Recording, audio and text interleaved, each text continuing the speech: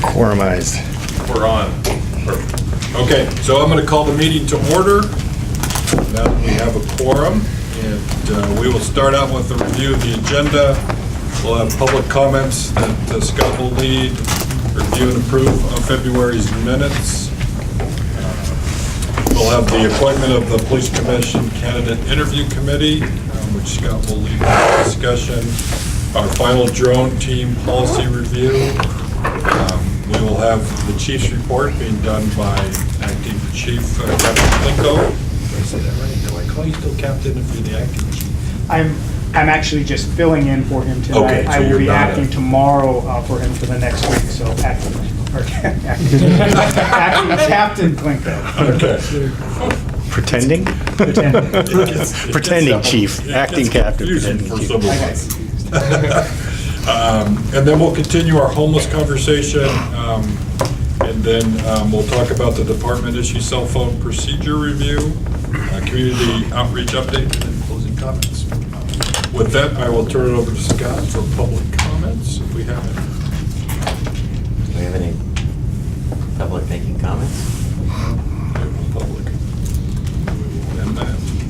So review and approve of February's minutes.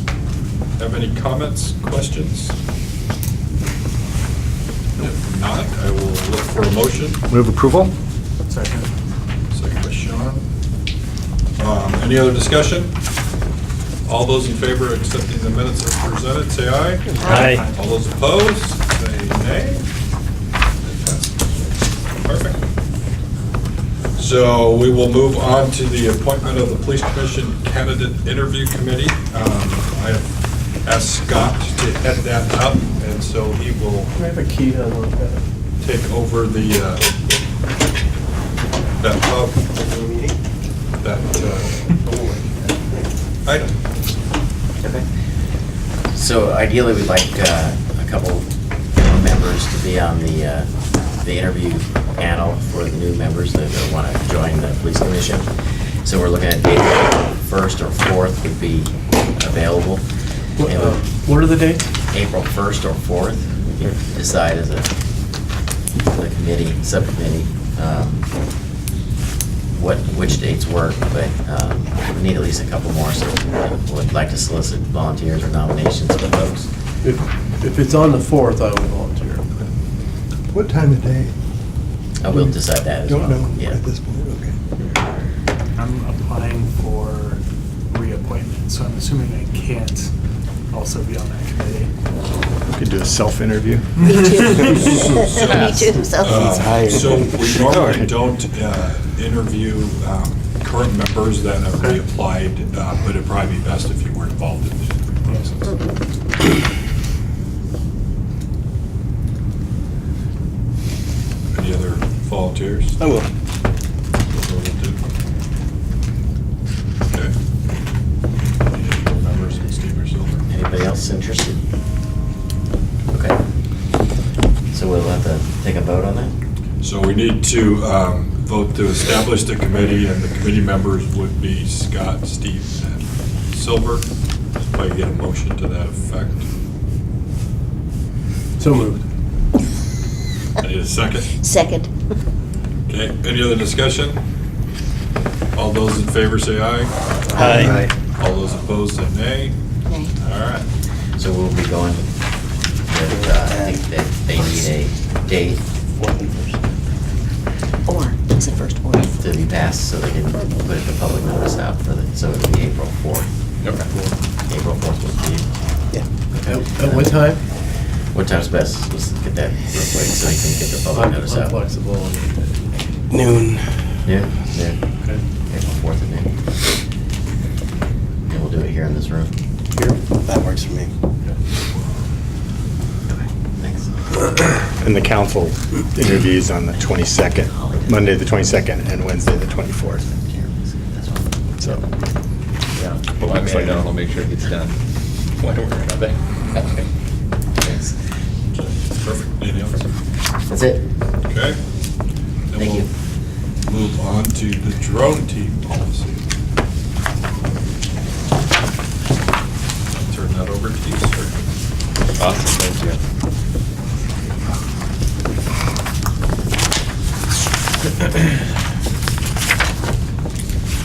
So we took a dive into this last month when we did the program review. There were really not a whole lot of questions about it at that time. The version that was brought, I didn't include a copy that had just the cleaned up what the final would actually look like, because it had all the crossouts and stuff. So it was a little hard to follow. So the one that you've got there is just the cleaned up what we're looking at as the final version. From the last time that we looked at this, I believe the only change is in 908.14, retention or release of data. And that was a section that we talked about as a group. And the line, video footage or photos from actual missions may only be retained for training purposes if no one outside City of Eugene employees are identifiable in the video or consent is granted by those in the video. And it was agreed upon that just removal of that wasn't necessary. So I believe that's the only change between the final version you have now and the version that we discussed last month. Are there any questions, concerns, or thoughts?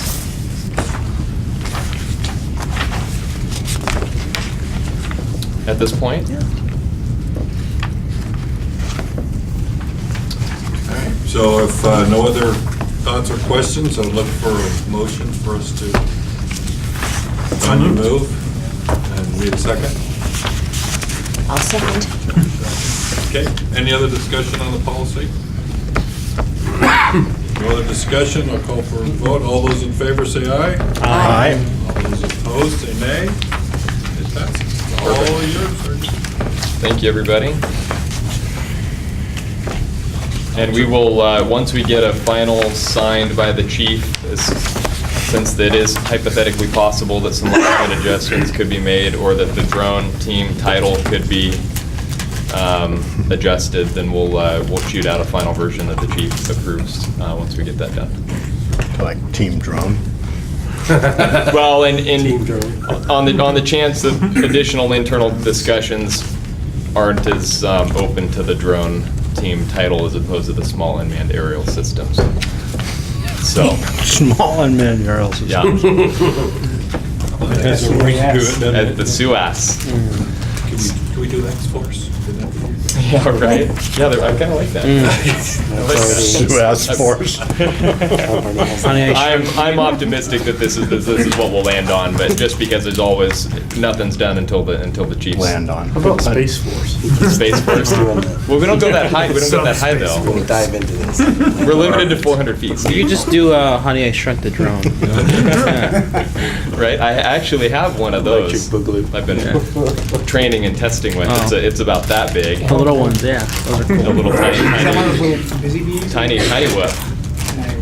I've got it in my office. I almost brought it down to show everybody, but then I was like, well, you probably droned out from by droning on on it.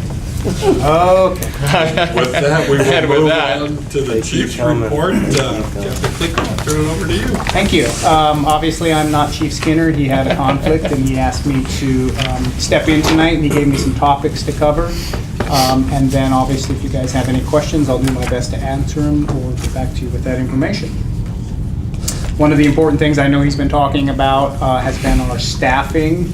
And he and his staff are working extremely hard in getting us up to our current full staffing. Right now, that number for EPD is 204 sworn officers. That's from the chief on down. That includes the 10 positions from the recent bridge funding, and then a couple of positions via parks through their levy to dedicate a couple officers to work in the parks. As of this morning, or this afternoon, I crunched the numbers, we are at 192, so we're still about 12 FTE short. Unfortunately, we had an officer in training over the weekend who recognized this probably wasn't the career for him, so he chose to stop his employment with the city. It's a difficult thing to do. It's a difficult thing for this young man in his life to do, but I do applaud him for recognizing this probably isn't the career for him. We do get people who that happens to on occasion. They either base their knowledge of what police work is about television or from television, or, they have this great need to do public service, but there are other aspects of the job that, maybe they struggle to reconcile. And so, as disappointing as it is to lose him, he was in his second phase of FTO, so we were hoping he would be one of up to 10 officers who could be cut loose and be solo by late May or early June. I think he made the best decision for he and his family. With that said, we do have What's a higher- FTO? I'm sorry? What's FTO? His Field Training Officer Program. So it's a program where sometimes pre-academy, but typically post-academy, they're put with a coach. They go through typically 4 phases that are roughly 4 weeks each. So that, and they start out sort of incrementally. So the very first phase, they actually call 0 phase, and they're pretty much just riding along. Then in phase 1, they begin incrementally start doing more and more. Then they move to phase 2, where the expectation is they're going to be performing most job duties, but with the oversight of a trained officer with them. And then in phase 4, they actually are in a car by themselves, being what we term shadowed by another officer. And the expectation is they're going to be able to do the vast majority of the job requirements, and if they need guidance, like any new officer, seek it primarily from their sergeant, but yet still have that immediate oversight if necessary. So he was, I would say, about mid-level in his field training, and it just wasn't working. So. We have a prospective hire date of April 22nd for the next batch. Primarily recruit officers. There are some lateral officers who have come from other agencies, I believe both within and outside Oregon. Each of those have different training requirements. If it's an in-state lateral, then they don't need to attend the Oregon State Academy. They can just pretty much step in, go through our field training program here, receive any in-house training to augment their training, for EPD specific stuff. And then be cut loose. And those are the ones that, we can get out on the street and operating in a solo status much more quickly. If they're an out-of-state lateral, many times I actually came to Eugene from Washington, so I was an out-of-state lateral. I didn't go through the entire state academy here. I did essentially a 2-week career officer development equivalency academy. And so those individuals, we can still get out and on the street more quickly, but it does require a little bit more training. So right now we are looking at plus or minus, from the numbers I've been given, hiring up to 17 individuals. That would get us to full staffing, maybe even overhire by a little bit. With that said, we do have 5 officers, a lieutenant, a sergeant, and 3 detectives who are retiring by the end of June. So there's 5 more bodies that we're needing to hire. But we are as close to being fully staffed as we have been in quite a long time, to the point where, although we're going to continue having some hiring processes, they're going to start incrementally trying to decrease the number of applicants that they're having. Again, if we're successful down the road in the Community Justice Initiative, then we'll have to turn around and ramp up some of the hiring. Since we're talking about hiring, the deputy chief position, Chief Skinner. Of the 17, how many are laterals? I don't know the exact number. I'm only led to believe it's 2 or 3. It's a fairly small percentage.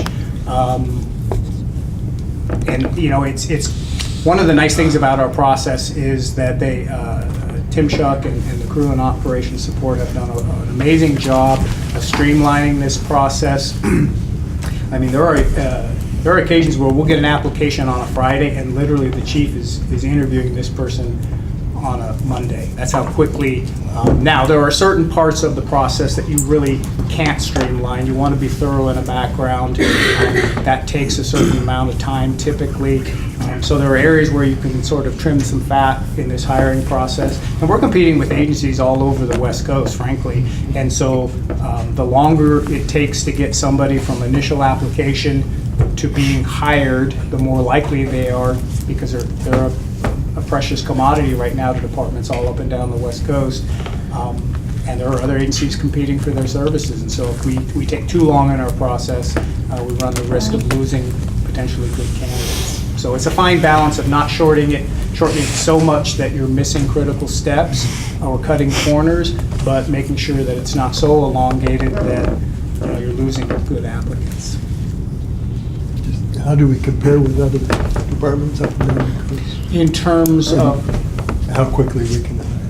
I would say right now, we are on the leading edge of being really aggressive from application process closing to getting people hired.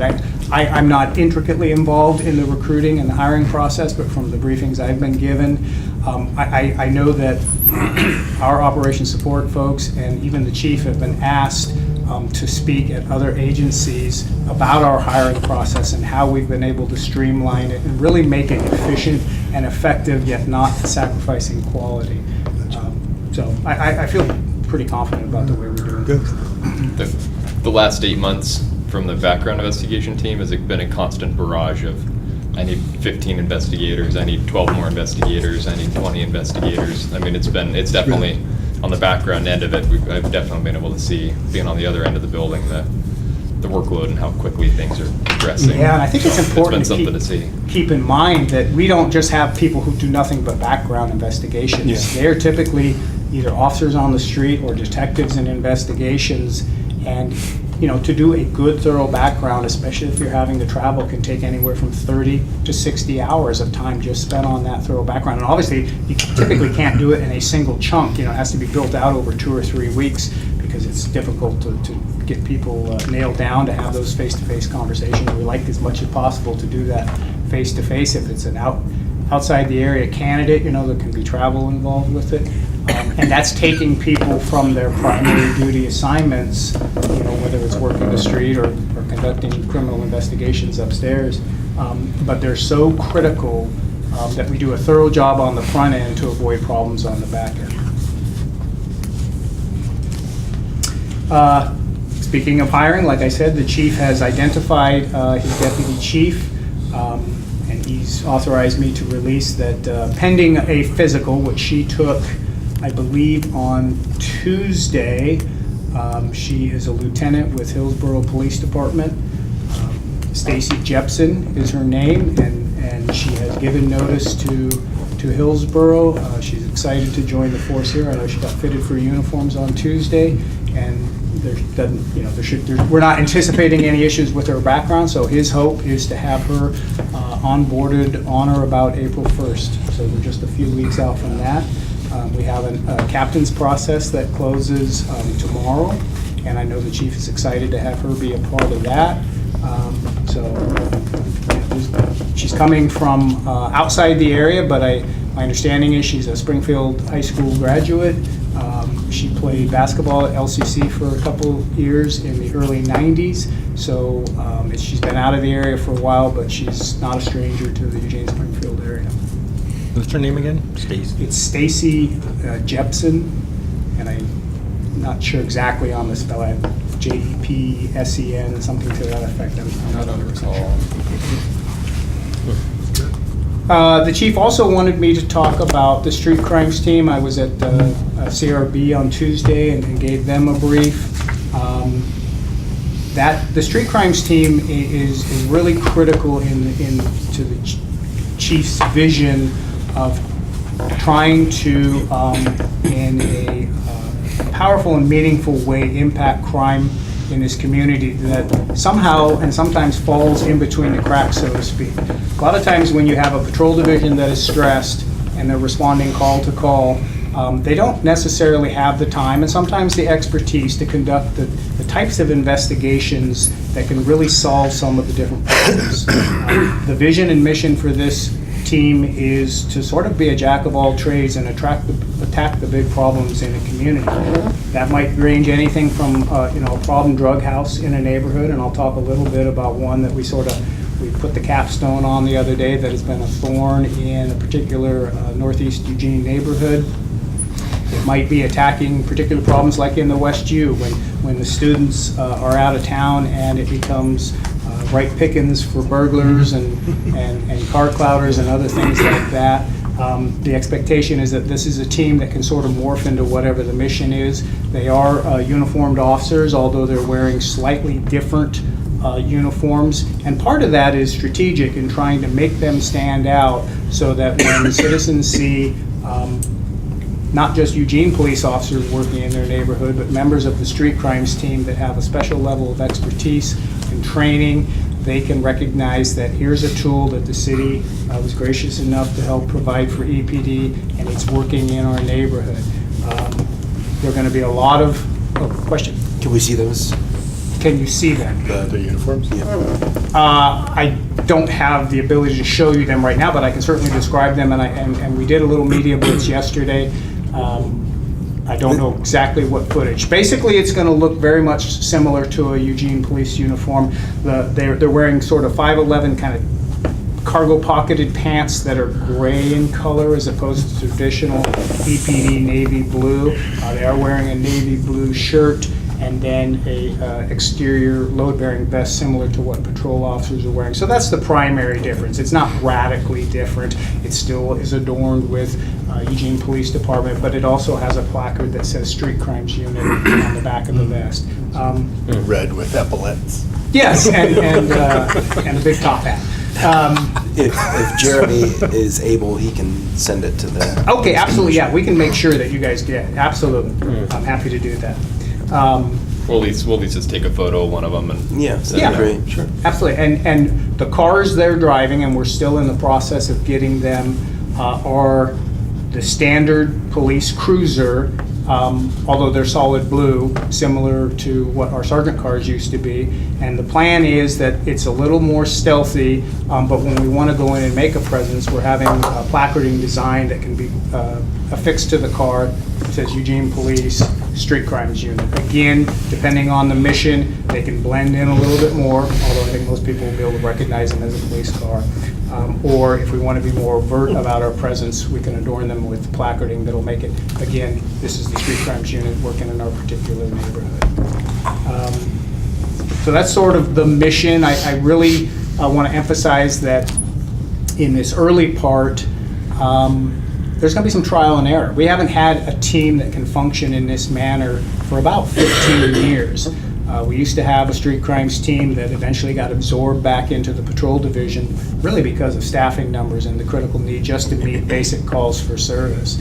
And so what we lost from that was the ability to do some hybrid investigations, to be able to not be slaves to the radio, if you will. Now, these officers are certainly capable of responding to an emergency call if necessary, and they may be well beneficial if you have a shots fired call or some kind of big party where there's the potential presence for gang members or something like that. This team could easily be utilized to respond to something like that. But then they can quickly morph and deal in a more covert manner if they're out skulking around looking for robbery series suspects or burglary suspects. To some extent, this team will be driven by crime patterns. It will also be a team that can respond to neighborhood complaints, such as the one that they sort of wrapped up yesterday on Willona. Some of you have heard about a problem house on Willona that Patrol had done a great job with, but I know it left some neighbors frustrated because it took a long time to come to some kind of resolution. And while Patrol was doing as good a job as it could, particularly Officer Josh Sundquist, who took a real active role in trying to eradicate the problems in that neighborhood. He also had to balance, as did other officers, responding to calls for service and everything else that goes with the normal course of a day. And while he tried to make inroads and work with different entities and set an example for what street crimes can do, yesterday we were able to, with code enforcement, after the power and the water had been shut off, actually get the house, actually it was a couple of days ago, get the house shut down, arrest 2 individuals who have been problematic out of that house, and by working with P&P, parole and probation, and code enforcement, finally get that house shut down. And I think had we had a team like Street Crimes in place sooner, they would have been able to dedicate more time and not try and juggle the regular calls for service. So it's just an example of the kind of work that this team can do. Another day it might be spending focused on our parks. We're coming into spring. We're going to start seeing a lot more folks in the parks. We always typically have issues in the parks, at the beginning of the year when we get a lot more people there. We get people that are victimized. A team like this can focus in a uniform presence, but also potentially in a more covert presence to be able to catch people doing things that they shouldn't without being, giving themselves away with such a distinctive uniform and cars. The goal is to have 8 officers and 2 sergeants on the team. One of the things we've done to stand this team up is we've taken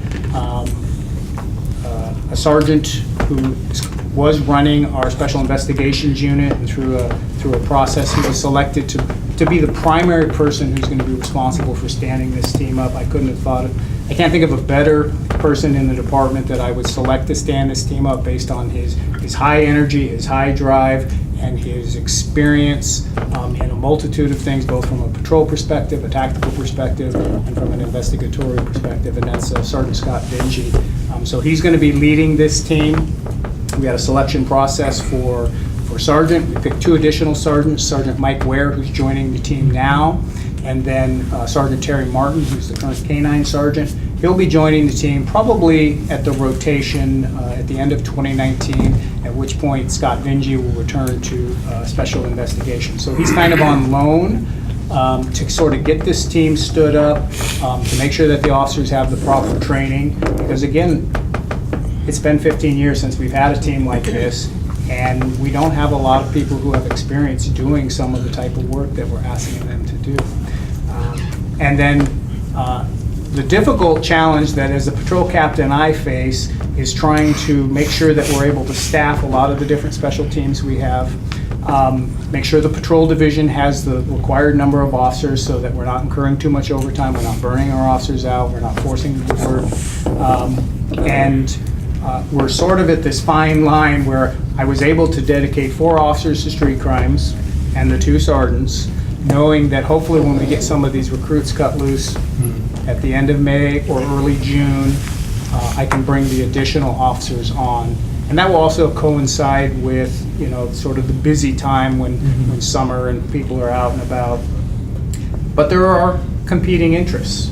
I have a vacancy in our traffic enforcement unit. We selected an officer to fill that almost a year ago, and I'm embarrassed to say I haven't had the staffing to be able to get them over there. And traffic safety is also a very important thing in this community. Vision Zero is on the horizon. There are a lot of things that we want to do with that. Again, I talked about the 3 detectives that are retiring. That's going to make that unit, which is allotted 28 detectives, it's going to take them down to only 23. So they're going to be missing a pretty substantial size of their workforce. So I have Captain Nat coming to me saying, hey, when can I get when can I post for some detectives? Because we really need help here. Additionally, the airport, with the addition of this new Chicago flight, is expanding their hours and expanding requirements to have officers at the airport. And while the airport makes us whole for those officers that are out there, literally it's trying to find the bodies to increase our footprint out there to just be able to fill that. So it's a juggling act that we're really trying to make sure we're fair to everybody and meet the priorities of the community at large. Any questions about street crimes? So if my understanding is right, street crime's primary role is going to be sort of a hybrid between investigations and patrol. Correct. To really target those nexi of issues that keep cropping up. Yes. How much do you expect these to really tamp down the amount of calls for service to essentially the same problem over and over again? That's a great question, and it's one of the things that we're required to do is report back to council on some of the successes that we're having with the monies that we've been given. It can be a difficult thing to try and quantify, right? Because crime statistics are one measure of success. I don't know how much we can really draw a correlation between this team and any reduction. I think there are stories to be told about successes that this team is having, and those can be actually more impactful but aren't necessarily quantifiable. The goal is that this team is self-sustaining and as much as possible doesn't impact or draw resources away from patrol, that they can pretty much do what they're doing And it's one of the reasons why when the team is fully staffed, we're setting a minimum requirement for, officers. There's always things that take officers away from doing their primary job, right? There's days, there's vacation days, there's sick days, there's a necessary training. There are potentially injuries that could be incurred and put them in a light duty status or something like that. And so when the team is finally fully staffed, 2 sergeants and 8 officers, we're going to, the minimum, before we would deny people time off or tell them, hey, you got to go to training at a different date, is to have at least 1 sergeant and 4 officers, which is essentially 50% staffed. Obviously, the goal is to have it staffed at a much higher rate than that. But that way, this team can be sort of self-sufficient and not have to. The last thing I want to have happen is a sergeant and a couple officers go over to a house, and all of a sudden you got guys crawling out windows and locking doors and running around. And so now they're getting on the radio and having to call patrol resources over, or hey, I need you to transport this guy to jail. But I do think, because while they're still going to very much need to liaison with patrol officers, because they're the ones out on the street every day who are collecting this information about where the problems are, and detectives who are working specific individuals. So there's going to have to be a lot of networking that goes on. I don't know if Dave here has been here to talk about Smart Force at all. I don't think so. Okay. We're just beginning to roll out a program called Smart Force by Adventos, which is designed to be an information sharing platform. And literally, I haven't been trained on it. I've seen some of its capabilities, and our goal is to try and use it as our information sharing platform, so we can get away from emails and we can get away from old school writing it on whiteboards, and so that as the officers are gathering that information, it can go to street crimes, it can go to investigations, we can deconflict where necessary, where someone's working on a particular location or a particular subject, and we don't, they don't want somebody else kind of mucking it up, so to speak, through enthusiasm and exuberance. To your question, though, I'm hopeful that we're going to see, certainly in some of these chronic problem locations, where if you can bring in a team and they can concentrate the necessary resources and the time to deal with that problem, then we shouldn't be seeing the repeat calls, the 911 calls over and over. What we should also see is an alleviation of the frustration of neighbors who are like, I've called on this how many times, and the same stuff is going on and going on. So I think we're going to see an improvement there. The real question, and if you guys have any suggestions, please, because we struggle with how do we really quantify this, and so that we can really draw the correlation between the effectiveness of this team and the results we're getting from it. Yeah, the same kind of question, sort of. It's how are you gonna describe success? What are your performance measurements? How metrics, qualitative, quantitative, that you're gonna look towards over the next year to be able to say, yeah, this worked. Yeah, and I wish Jeremy were here, because he's working on the reporting that we're going to be doing back to council and how we're going to measure some of that. Some of it will be, numbers. And again, I worry a little bit about being able to quantify or correlate some of those numbers back specifically to street crimes. You can take arrest stats and you can take citations and a number of these that show a level of activity, but how we will necessarily be able to correlate those back to success of this team, I think it's something we're still working on trying to develop, knowing that that's an important measure of how, what kind of stewards of this money that we've been given that we are. Yeah, so it doesn't go unnoticed that we still are trying to come up, and again, I know Jeremy Cleversey has been working on that, to really come up with something that's meaningful. With such a small period of data to pull from also, where trends can just trend, and so without having a couple years to really watch where things trend to. Yeah. It's difficult. I think so much falls through the cracks now, unfortunately. We have a tip line. We could trend up. We have a tip line. We're not really tracking how many of these we're responding to, or not responding to. And so, but anyway, the point is well taken. Could get there's a street crimes unit. Let's call them, and then people start calling you. Oh, Well, yeah, I yeah, can and tell then you, reported you know- crimes skyrocket because people are finally have somebody to call and get it reported. Right, instead of calling for the 46th time. Hopefully the rest of the city will be as understanding of the way that works as you folks. Yeah, and I don't want to paint this team to be something, it's not going to eliminate crime here in Eugene, but I think it is a critical tool to impacting it, and to giving some hope to people, I think, who maybe are feeling a little hopeless sometimes, because when you call and call and call and you're not getting the response that you think you should, and I think by seeing, one of the goals of this team is to publicize its wins as much as possible, so that people know that this team is out there and it's having positive impact and it's doing good work, and give people a little bit of hope that their complaints will be heard. So I have three people in the queue, so Sean, and then Steve, and then Joel. Sean. My comment was taken up already. Okay, Steve? Okay. Hi, Captain Klinko. I just saw you on Tuesday. No.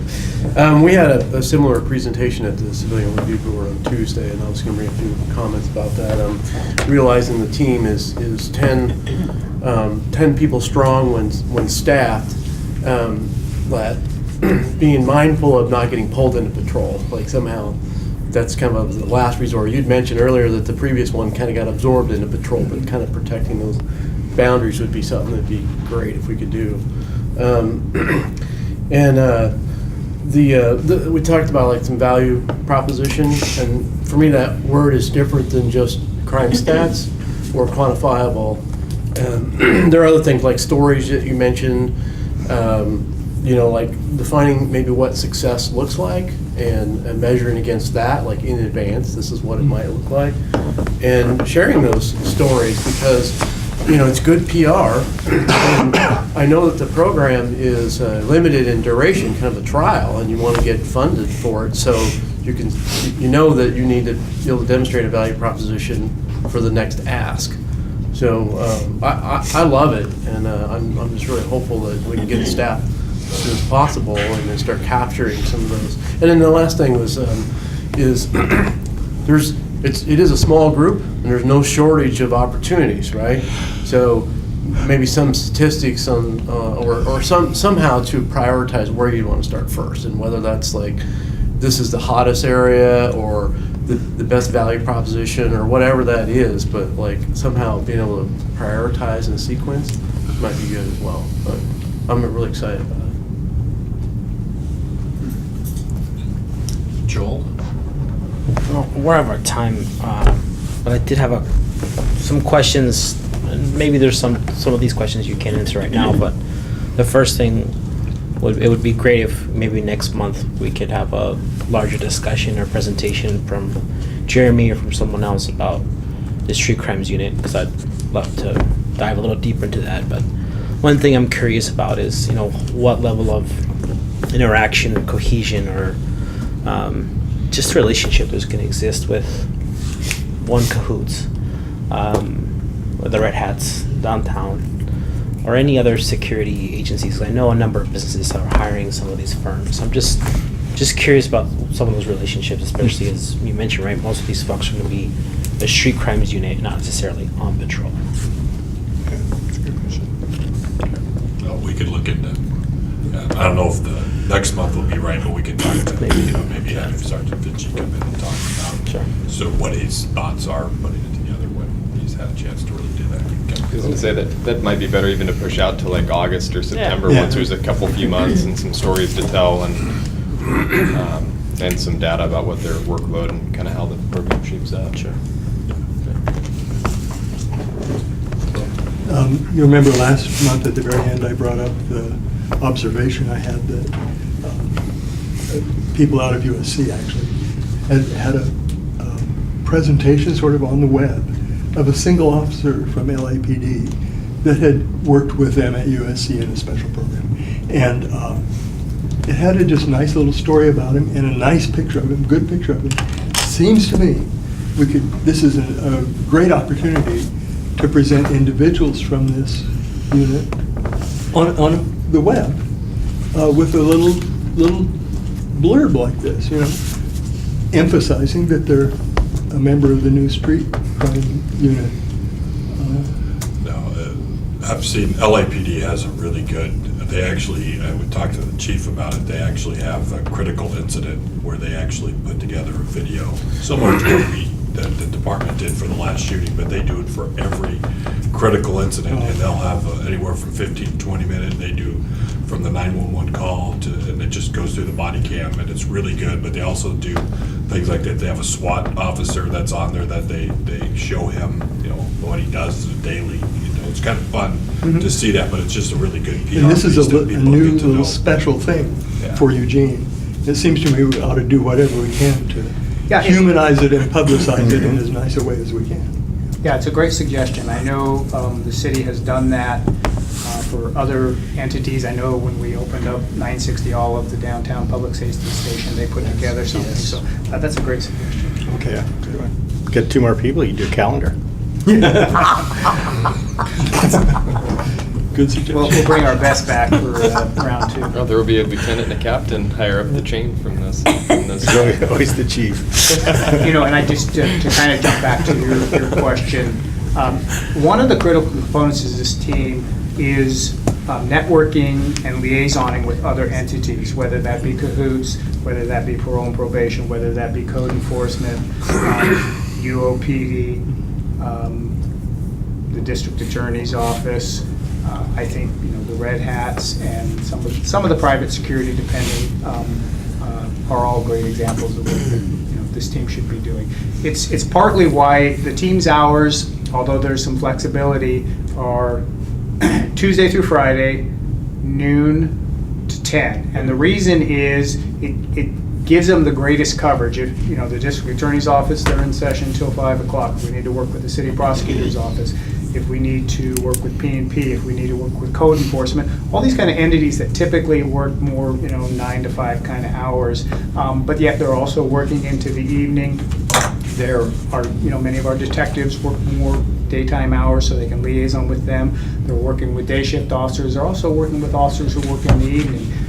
One of the first things that Acting Lieutenant Vinci has done is assign the officers from the team to be liaisons with different patrol teams so that they can go to their briefings and have a one-on-one, face-to-face, and glean some of that information that the officers out on the beat are collecting. So networking is really what this team is built around to be successful.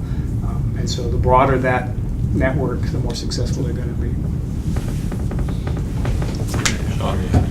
Mine kind of goes into the homelessness question as well. So part of the issue is that there's a certain population who receives those repeated calls.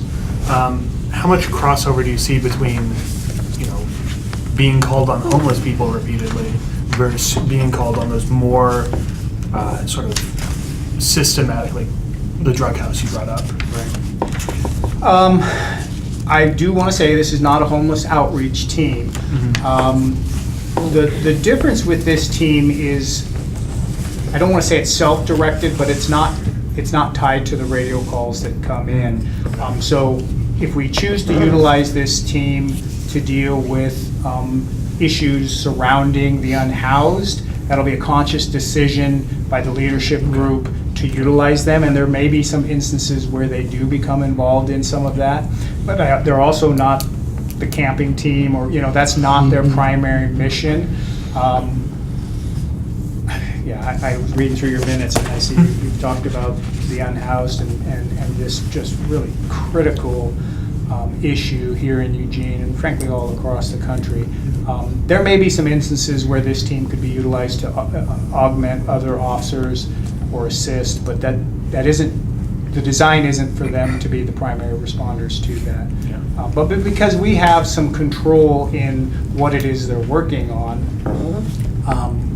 you know, we have the discretion to say, yeah, today we're going to have you work on that. And there might be, you know, a day where we say, you know, let's go and work the riverbanks and inventory and chronicle how many people we have that are you know, the unhoused that are down there, or working with the Parks Department to do stuff. But I don't think that's going to be a large percentage of what they're doing. In fact, I'm sure it's not.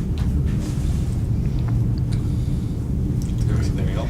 You know, the only thing, and I'm going to turn it over to Kyle, but the chief wanted me to mention, going to have Kyle talk about the re-accreditation process. It was one of the things the chief wanted me to talk about. But he also wanted me to convey his thanks to you for the work that this body has done, for giving guidance to the department. You worked through the policies. He is really appreciative of that. He wanted to make sure that I let you guys know that. I have sort of an irrelevant question, but it's burning, so. I had a citizen approach me the last couple of weeks, and with an observation and a question. The observation was that traffic citations over the last 10 years have actually gone down while the population's going up.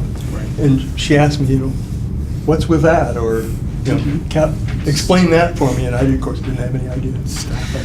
Yeah, and I don't know if this question, if your question got to Melinda. I know she sent an email a few weeks ago sort of asking me that same question. And it is true that I can tell you that there's the amount of violations being committed by people haven't gone down. No. It just, anybody who drives can see that.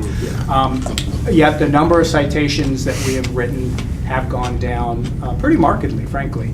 And I think there's a variety of reasons. There's no one reason that gets that you can point to. But some of the factors are a significant increase in the amount of calls for service that we're asking officers to respond to. And so usually traffic citations get written when an officer has unobligated time, i.e. they're not on a call or being sent to a call. They're out patrolling and they see a violation being committed, or they have time to pull a radar gun out or sit and watch a particularly problematic intersection. And so when you decrease the amount of time, discretionary time that they have to work on that, you're obviously going to see a reduction in citations. I think another factor has been our traffic enforcement unit. I told you that they're down a position right now, and over the course of the last few years, they have been down 2, sometimes 3 officers. As we've had shortages in other areas, there have been times that we've taken our traffic enforcement officers and asked them to work in investigations, for instance. So as we've taken some of the officers who are dedicated to working traffic enforcement and tasked them with doing other things, they obviously have less time to be out doing the traffic enforcement piece. And that's not just writing tickets, but it's making stops, it's educating people, et cetera, et cetera. One factor is we have a lot of newer officers. Newer officers, just like in any industry, when you have newer people, it takes them longer to do the same task that a well-trained, highly experienced officer would. So they're gonna be slower as they're checking, more boxes, as they're making sure the T's are crossed and the I's are dotted.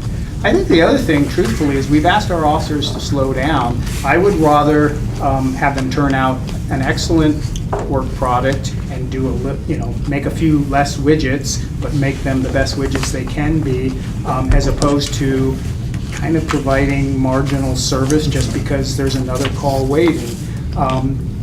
We've also talked about things like force, right? We're talking about de-escalation. We're talking about tactical retreat. We're talking about dialoguing with people.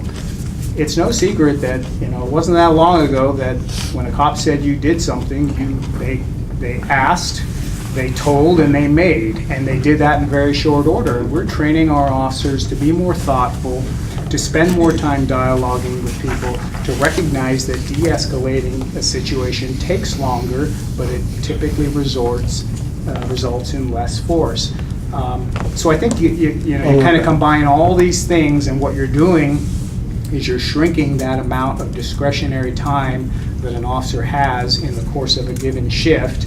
And with less discretionary time, there's less time to be spent on things like traffic. So those are just a couple of or a handful of reasons that I suggested. They're just observations. I don't know scientifically how accurate, but they make sense to me. So thank you. Appreciate it. I had a question about the recent officer-involved shooting, where and what the policy was about when one officer arrived, 2 suspects, one takes off running, he chases that guy, this guy gets in his car and tries to steal it. What's the policy on protecting the police car? It's a great question. I don't want to talk too much about specifics of that case. I was wondering about the general policy. Yeah, I'm not, there isn't a policy that I'm aware of, and you work in policy, that specifically says thou shalt not leave their police car unattended. Been in a lot of foot chases over the course of my career. I probably left my police car unattended. Choice. Knowing that the outcome could be, whether it's just Joe Citizen walks up, I'm 2 blocks over chasing a guy. Is it great practice? We try and train our officers to weigh the risk associated with engaging in a foot pursuit, and that risk could be injury to the officer, injury to the suspect, somebody getting your vehicle, versus the need to apprehend. And it's easy to sit back after the fact and go, well, you probably shouldn't have done that. In the heat of the moment, it's almost that flight or fight mentality, and again, not addressing that case in particular, a decision is made, again, hopefully with the need to apprehend outweighing whatever risk is incurred by engaging in that chase. And sometimes mistakes are made, and sometimes it's worth the chase. And so, Yeah. But I'm not aware of a policy that specifically says. There isn't any, and it would be hard to write a policy because the determination of, you're gonna have to leave your car sometimes, and there are times where we're lucky to get it into park before we're bailing out and chasing after somebody, depending on the circumstances. And then when you're working around your car and you're in and out of it, you could say, well, you should lock the door every single time you get out, but then that's not realistic either. And so really, there's so many variables involved that's really more of a training thing about training our people when and how to do what they're doing and to weigh those things as they go. And really so, should so the assume policy that- side would be very, very difficult, I think, because we'd wind up with a rabbit trail of trees and holes and lines and if this, then that. And so it's a difficult one to try to Yeah. put your finger on. And it seems appropriate to assume that people wouldn't be stupid enough to steal a police car, but. It happens Well, on honestly, rare occasions. I'm surprised it doesn't happen anymore. Yeah, We had a medic unit stolen, not that long ago. Somebody jumped in there. Springfield had a police car stolen, or They're all temporary. UOPD had a. Yeah, and had a I know car LCSO's nabbed. had a few taken. I mean, it's, There's huge opportunity out there. There's a lot of police cars that are out there idling around on calls. Yeah. but it's a fair point. It really comes down to, I suppose with some expense, you could have some kind of mechanism in officer where they could, push a button. If they even are conscious enough to think about that as they're running after somebody trying to get pepper spray out, get on the radio and tell, I'm in for pursuit and we're going here, and they're huffing and they're puffing. It comes down to training experience, to assess whether the need to apprehend this person is worth whatever risk in engaging that pursuit, up to and including leaving your car, probably running, probably in the street, and unattended. You just hope you get your door shut half the time. Oh yeah, it's not uncommon. I've got one in custody, and can the first unit go check my car and make sure my door's locked, or my door's wide open in the middle of the intersection at blah blah blah, because you're off to the races. And usually doing a lot of that. So do you want to give us a quick rundown of the accreditation? Yeah, I'll make that. And we've addressed it to a degree over the last few months, but the accreditation was officially granted by the OAA board, the chief, and the accreditation, I guess I don't know what his exact title is. Ed Boyd, I think he's the president of the Oregon Accreditation Alliance, presented us with the official pretty version of the certificate at the city council meeting, and it is quite a process. So How often does it need to be done? it's every 3 years. 3. So we're good now until 19, 20, and 21 will be the next accreditation cycle. So 2021 There's 102 standards that have to be updated with about 400 different tasks in total between them, and something like 24 of those require specific examples from all 3 of those years. So a bunch of them are one sample from sometime within the 3 years. There's about 18 or 20 of the 102 require samples from each year to show that we're ongoingly meeting that standard. And it's a ton of work. So I'm happy to have that done, finally. The only shortcoming that we came from it, and you all have seen it here, is just some of the age of some of our policies. That some of them are, well, the cell phone policy last stamped in 2003, and so really the only takeaway that we came from this year, and the Cell only phones in 2003? amazingly so, yeah. Brick phones, yeah. Yeah, the little Nokia candy bar phones. Who didn't have one of those? Snake? Sorry, we digress. So the big change that we made for this accreditation cycle is we just went through the first 25 standards, and we've made an inventory of what policies are in those first 25. And then the year that they were last reviewed, and the goal for this cycle is to go through and review every single policy that's older than 2015. If we can get to the 2015 or 2016s, then we'll roll into those. But the goal is to get everything within 4 to 5 years of right now, and then we'll kind of roll back. But we're building a kind of a grand list of what all those policies are, and then we're going to start rolling in. So that'll segue into our next meeting for. I got a whole list of stuff that's on my plate now for doing routine updates, and there's nothing in there that has any major problems. It's just, there's probably a lot of them that just need to be read, and then a new date put on, and a new chief stamp. So that'll be the big project for the next accreditation cycle. How many policies is that? There's 102 files, and they each have at least one. And some of them have 2, 3, 4 policies, but there's a lot of overlap. So I don't entirely know. I couldn't tell you. It's a lot. We haven't done the full inventory yet, but I can probably tell you that in a couple of months. You all are appointed for life, by the way. It's going to be, yeah, there's going to be a lot of work, and there will be a lot of them that I'm sure the police commission is not going to be interested in because they're mundane, normal stuff. But I'm sure we'll find some that will bring us some good conversation in the coming months. Anything else? That's all I have, unless anyone has any questions. Perfect. So we're going to move on to our homeless conversation, and I know we started last month a little bit, and I know Jennifer had a lot of questions about, where we were going with this, and so I kind of want to use this meeting to kind of maybe narrow this. What I think we need to do is that we don't want to take on homelessness. We don't want to figure out how to fix it. But what I want us to do as a commission is to think about how the police department is sometimes being looked at or blamed. And I'll give you 2 examples that have come to my mind in policies. One is the car camping.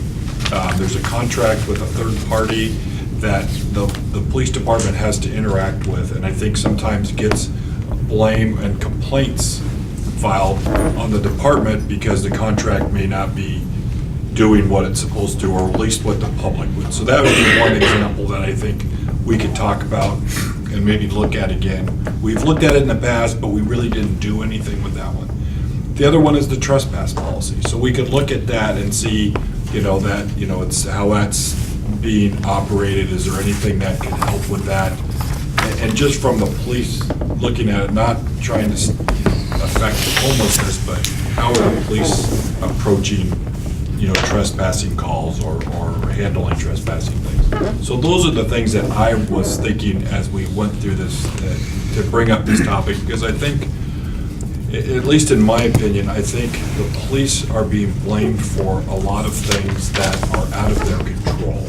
And I at least want to address from the things that we can, that are through policy or things that we can look at and go, well, is this really helping or hurting, or is this something that needs to be looked at differently from the police's point of view? So that's where I was hoping this conversation. So I hope that kind of helps kind of narrow that down. And so so let's talk that. And so tonight's kind of discussion is to pull out those things. So, my recommendation is that we kind of put those two policies or those two things to talk about, and maybe we bring in people to talk about those. We bring in the people from St. Vincent de Paul that have that contract, maybe somebody from the planning department that signed that contract and put that into place, and then talk about the sergeant or officer who's in charge of that program here at the department. Because there's things that they're supposed to report. So that's what I'm looking for, and then we could have that, and maybe we come out that there is no change in any of this stuff. It's being done the best it can, and it's just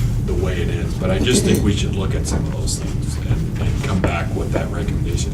Because maybe it's not changing what the police are doing. Maybe it's sending to the city manager or the city council going, this is just not right the way this program was set up by somebody else. And the police are getting blamed for the way it's done.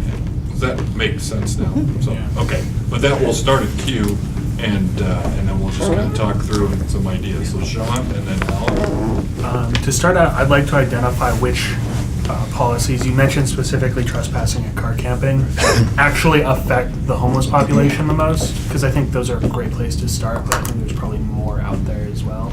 Yeah, well, I don't know. That's a big job. I'm hoping that we come up with things that do that, because I think setting them back, because I mean, we could say a lot of policies affect that, but I think it's more of what we want to, because I mean, that's just a huge job for them. And more of looking at what as we're out in the community, what are we hearing the complaints about with the police department, and is there a policy that surrounds that? Is more what I'm looking, because Yeah, I think we're two different directions of the same question is yeah, what's causing I don't, Cal doesn't have time, or the police resources, Jeremy don't have time to go through every policy and go, could that affect homelessness and that, not. So that's where I guess I'm trying to. Yeah, no, just to get you. whichever ones are the biggest issues. Just the ones that are older than 2015. Well, you're doing it anyway. We got 3 years. Just bump into the head of the cute. So Alan? Yeah, the other one I would say is the camping ordinance that we have, and the cops end up being the tip of the spear. And just yesterday or Monday, there were Mr. Eric Jackson and a couple other folks were camping on the other side of Whole Foods, right out in front of the shed, on purpose as a protest camp. And we got a bunch of emails and calls about why are these people camping there? They're camped at an LT bus station for one thing, because that's where the sidewalk widened out a little bit, and they were and it wasn't an appropriate place for them to be. So cops went over there and gave them a warning to go get out of there, and then eventually they went back and arrested them, took their stuff, and then processed them, and then gave them their stuff back, except for the stuff that was just unsalvageable. And the chief sent us an email talking about this process. I don't know if he's shared it with the police commission, but maybe we can share that email too. But it was a very respectful process, and they knew who Mr. Jackson was, so that he was going to publicize this, because that was the whole point. And so they did a very good job, I think, of doing all of that. So Mr. Jackson comes to Monday night's council meeting and says that he was basically harassed, and they took all his stuff and threw it away, which isn't true. And then, of course, we got an email 15 minutes after the council meeting that said, how dare EPD arrest this guy, throw all his stuff away without even saying I'm sorry. Well, I actually responded to that one. I don't usually respond to these things because that one irked me, but I basically said that's not correct, and that's not what happened, and here's what happened. But that policy, the cops end up being the city's or the community's point of making enforcement of that policy, the no camping. And it's unfortunate. That's just the way it is. And they get kind of pushed between a rock and a hard place a lot of the times, I think. It's something to review. I think the police officers get blamed for arresting all these people and criminalizing homelessness. Very, very few people will get arrested, actually, and they're not criminalized. They're just given a violation citation, so it's not a crime. It's more like a traffic ticket. But the folks talking about it think about it as criminalizing homelessness, and the cops end up being EPD ends up being the easy people to blame because they're the ones who are enforcing it. I don't know, there's maybe just walking through it and understanding it better would help. But And I think those are the kind of things, I think it'd be good to see that procedure that is handled, and then that, can come, whether, we have some ideas or suggestions, or if we just, at the end, say that whether we like it or we don't like it as a commission, that helps for, as you get those complaints, or as the department gets those complaints, they can say, well, this is our procedure, our police commission has looked at it, and this is what we follow. It's, kind of, I think those are the sort of things that I think are helpful in this process to look at. So I might make a recommendation, and then she'll probably kill me for this, but Lieutenant Carolyn Mason is sort of EPD's camping czar. I've tasked Carolyn with being the subject matter expert, and she's very well versed in the myriad of process that we here at EPD have to go through, depending on the nature of the property, whether it's a public right-of-way, whether it's private property, whether it's a city park, the different processes. And my recommendation would be that she come and give you an overview. I think it would be eye-opening to you how complicated the process is, and how many different steps there are depending on who owns the property. Is it ODOT property? Is it City of Eugene property? Is it out in West Eugene, there's a lot of property that is owned by, not the Forest Service, but BLM. the BLM. There's all these different rules. There's that people right of have to way is contact. another- Is it right of way? people don't- It can be a mess. yeah, people don't And necessarily, so, it's not their property, then they're I not think a rights. great starting point would be for Carolyn to come and give you a 30-minute overview and allow some Q&A. And I think it would really give you some real insight into some of the challenges, because I appreciate your comments. I really struggle with sending my officers out there, and the question they get, and the one that I've gotten over the years, and it's a difficult question. It's a heartbreaking question. Where can I? And a lot of times the answer is, well, here, and here, which we know are woefully inadequate to really sustain the burgeoning population. But you can't be here, right? And so, boy, if you could solve homelessness, I'd give you a hug. No, that's why we just want to look at how it affects Yeah. us. But Isn't that what you said that's a first? recommendation to have Carolyn come. I think it'd be a great kickoff. Okay. So I have Silver next, and then Kyle and Terry will get you in the queue. So, Oh, Steve, did I miss you? Sorry. Yeah. That's all right. I think the police department should stop giving citations. Just no more citations to homeless. It's one thing to approach the homeless that are obviously protesting, and there's a reason they're protesting across the street from the shed. As a person who's been homeless, I can tell you that receiving a citation that you need to pay for is not going to help your living situation. It's going to make it worse. It's just putting you into a system that you're already angry about. And being the tip of the spear, there are a number of people that are homeless and that are utilizing being homeless as a way to kind of be a bug into the system, the status quo. But at the same time, there are people that are homeless for genuine reasons. I think back to my own time as a homeless person, and how any little bit of help would have benefited me to be able to pull myself out of that situation. And I did receive that help.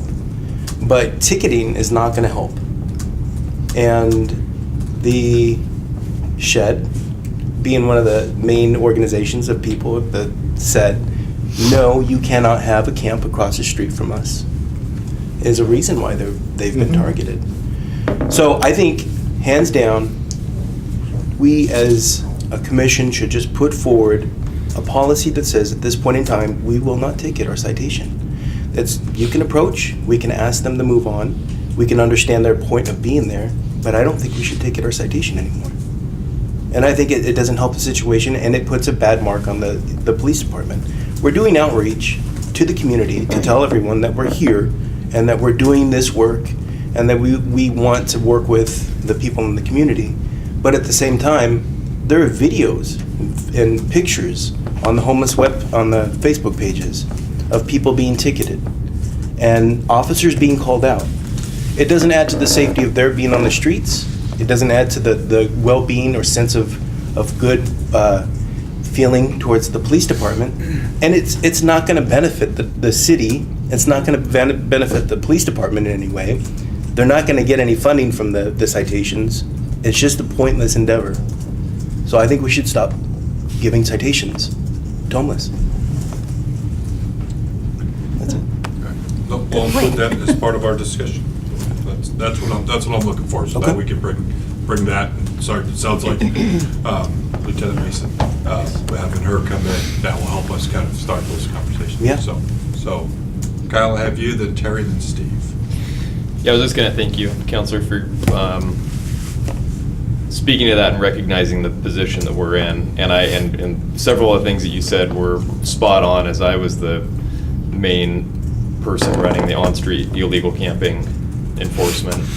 And how many fuming, mad, screaming, angry business owners and citizens and homeowners that I had to deal with and call because they were so angry about what was happening and the mess and the hostile dogs and the hostile people and the problems that were brought by having people camping on the streets in front of their residents or their businesses, to then having to go deal with the homeless person, unhoused person that's terrified about where to go, don't know where to go, they're crying, they're yelling, sometimes they're fighting. It was a hopeless, miserable position to be in the middle and unable to make anybody happy. So it's a brutally complex and difficult problem, and it's nice to hear some acknowledgement about the very difficult position tightrope that we walk day in and day out. And pretty remarkable that we don't get more complaints, we don't have more issues than what we do really for the level of contacts and number of contacts that our officers do have regularly between both sides of that, from the business owners in the community to the unhoused folks that are out there trying to survive. So Terry and then Steve. A couple of things. Last month, a lady came to talk to us about the property, the times when we're holding property that belonged to someone. She spoke at length about that and that we were apparently not in compliance with another requirement about the length of time that we hold property. And I just wondered, was that in the camping and the trespass or the camping, the policies that we're going to go over, or is that something else? That's a national policy that she was discussing that we've kind of taken up with. I think it's a. So there was a court ruling years ago Yeah. about that. Right. Yeah, that we can't just throw away people's Yeah. stuff. Right, that right. is, Confiscate you know, it, throw away. And so we could have somebody, it sounds like Lieutenant Mason may be the one to kind of help us understand what that time frame is, because there is a certain time frame that you're supposed to hold Yeah. it for. Just want to make sure we hit that point, if it's not contained in those other two. I will. yeah, and I Good to know. still have both copies of the things that she wrote up, and they're Okay. front and center on my desk still. Okay, excellent. Even though I've read them, but I haven't dove any deeper Okay. since the last commission meeting. And then I was going to say, once we look at these policies and we get them the way we think is workable and whatnot, it doesn't help us at all with the public's perception and lack of understanding about what those policies are. So it would be incumbent upon us to somehow make sure that homeowners understand, business owners understand what those policies are. When we get them tightened down the way you want them and procedurally working, the public has to know. Otherwise, they're still going to be under the misapprehension, for instance, that if there's an RV in front of their house, they can call and it'll go. You know, so of course they call, not realizing St. Vinny's comes first and all these other things because they don't know. So somehow, and I don't know how, beyond newspaper, pamphlets, whatever, the public needs to know what those policies are. Otherwise, it's pointless. Oftentimes, it was the angry ones that got to me, and then I would spend the 30 minutes re-explaining the whole thing. Right. And trying to explain to them the complicated process that we're in, and usually came to a semi-agreeable conclusion to the conversation. But There could be. But yeah, there's a lot of. Yeah, flyers or something in those areas where we know, down the WIT, places where they face these issues a lot. Then, once we get these policies looked at, they need to know. Because they can't blame the police for everything when the police aren't responsible for everything, so they gotta know. Yeah, no, and I think that part of this discussion is talking about what is that outreach that, to say, do we need to get this information out in a better format? What that is, I don't know, but I think that's something we need to talk about, Yeah. because you're right. Steve, and I again apologize, Steve, for missing you. No worries. Well, I don't really have solutions here, but EPD is addressing this issue because there really is no one left to address this issue, so it's falling upon them. And I say it's not it shouldn't be the tip of the spear, right? They're really reacting to an issue, and there needs to be a way to get more proactive in the front of it. So a significant component that's missing here is attention to mental health. I was thinking of the community court and how that's kind of been successful in finding services and partnering with other services, and maybe because you have a contingent of folks now, and can you filter some of those through other services to lessen the numbers while working on a way to kind of get in front of it a little bit. And there's always going to be this tension between the House and other community members, and what's that right balance? And that falls in City Council and Alan. But I mean, it's a huge issue that's going to be ongoing as long as that balance is there, and we don't have some way to get in front of it. To get in front of it and lessen the numbers, and that really comes down to, well, not really comes down, but the mental health component just doesn't get discussed enough, and it's material.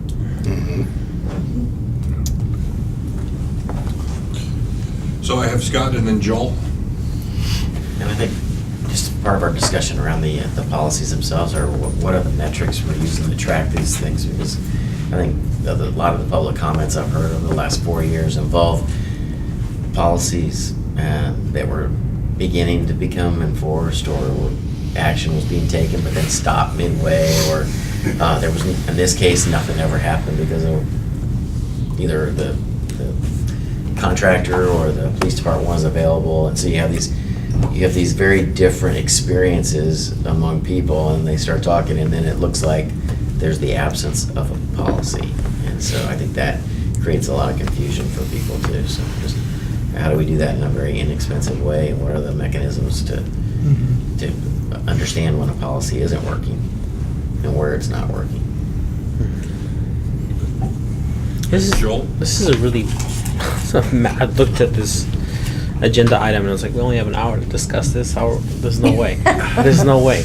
But I was thinking about this last night, and I always go back to our mission, right? Our mission is limited in scope.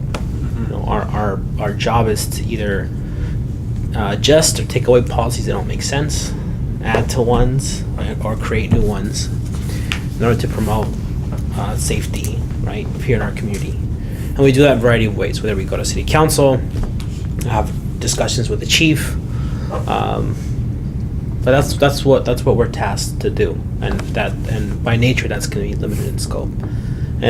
But this issue, I mean, I was born and raised here in Eugene, and I lived the majority of my life in the Whitaker neighborhood, and the unhoused it's just another day in the neighborhood.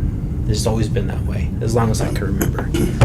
And all this is to say that while we should continue to do what we do, which is promote policies that make us safer, we also need to take a look at the other resources that are available to us.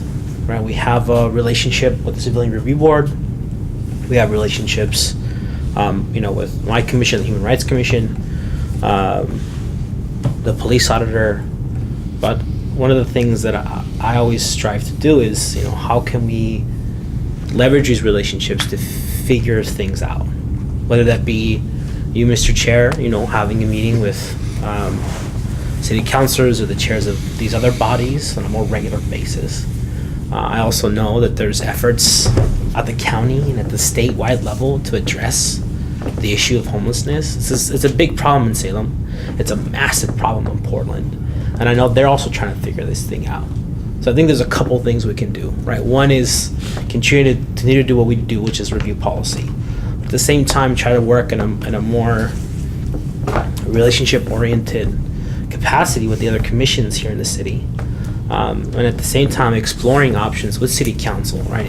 Are there conversations that are happening at the county level, at the statewide level, that we're not participating in, or in which we could, put a little more skin in the game? So that's kind of some of the things I'm thinking about is, as the governor, I know is going to invest a massive amount of resources in her budget to try to figure out not just the issue of people who are unhoused, but the folks who are on the verge of houselessness as rent increases significantly, as we get folks moving out of state who are driving, the price of rent. There's just all these things in flux, and we can't fix it by ourselves. There's just no way. But we can try and do the best we can and try to talk with as many folks as possible to come up with solutions. So, just some of my thoughts.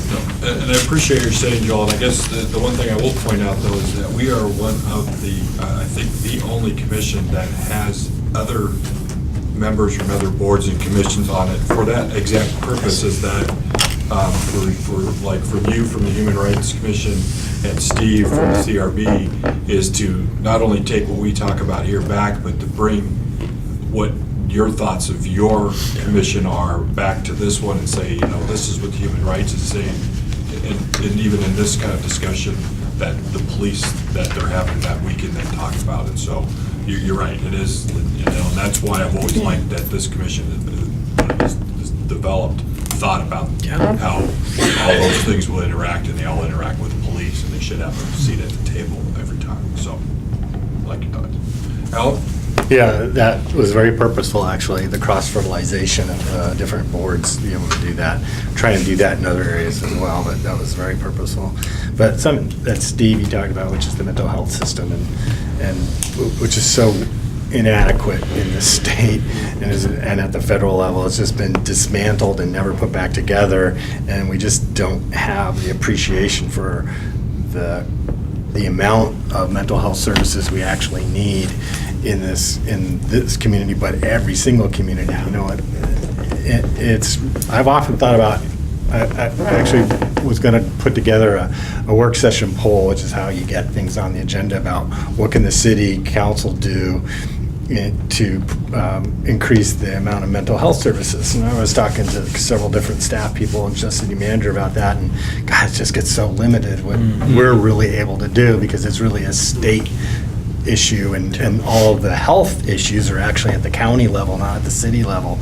So it gets really complicated to do. And so one of the things we ended up doing is actually increasing the Cahoots vans. Now we have those 3 of them, and so maybe one of the other things we can have people come, I don't know, maybe at the same time as Lieutenant Mason, but is the Cahoots people come talk to us about what they do, because that's so intricately involved in this. And the whole point of the Cahoots is to avoid having to send the police to a circumstance where they shouldn't be having to send the police, because it's not a police issue, it's really a mental health or a physical crisis issue.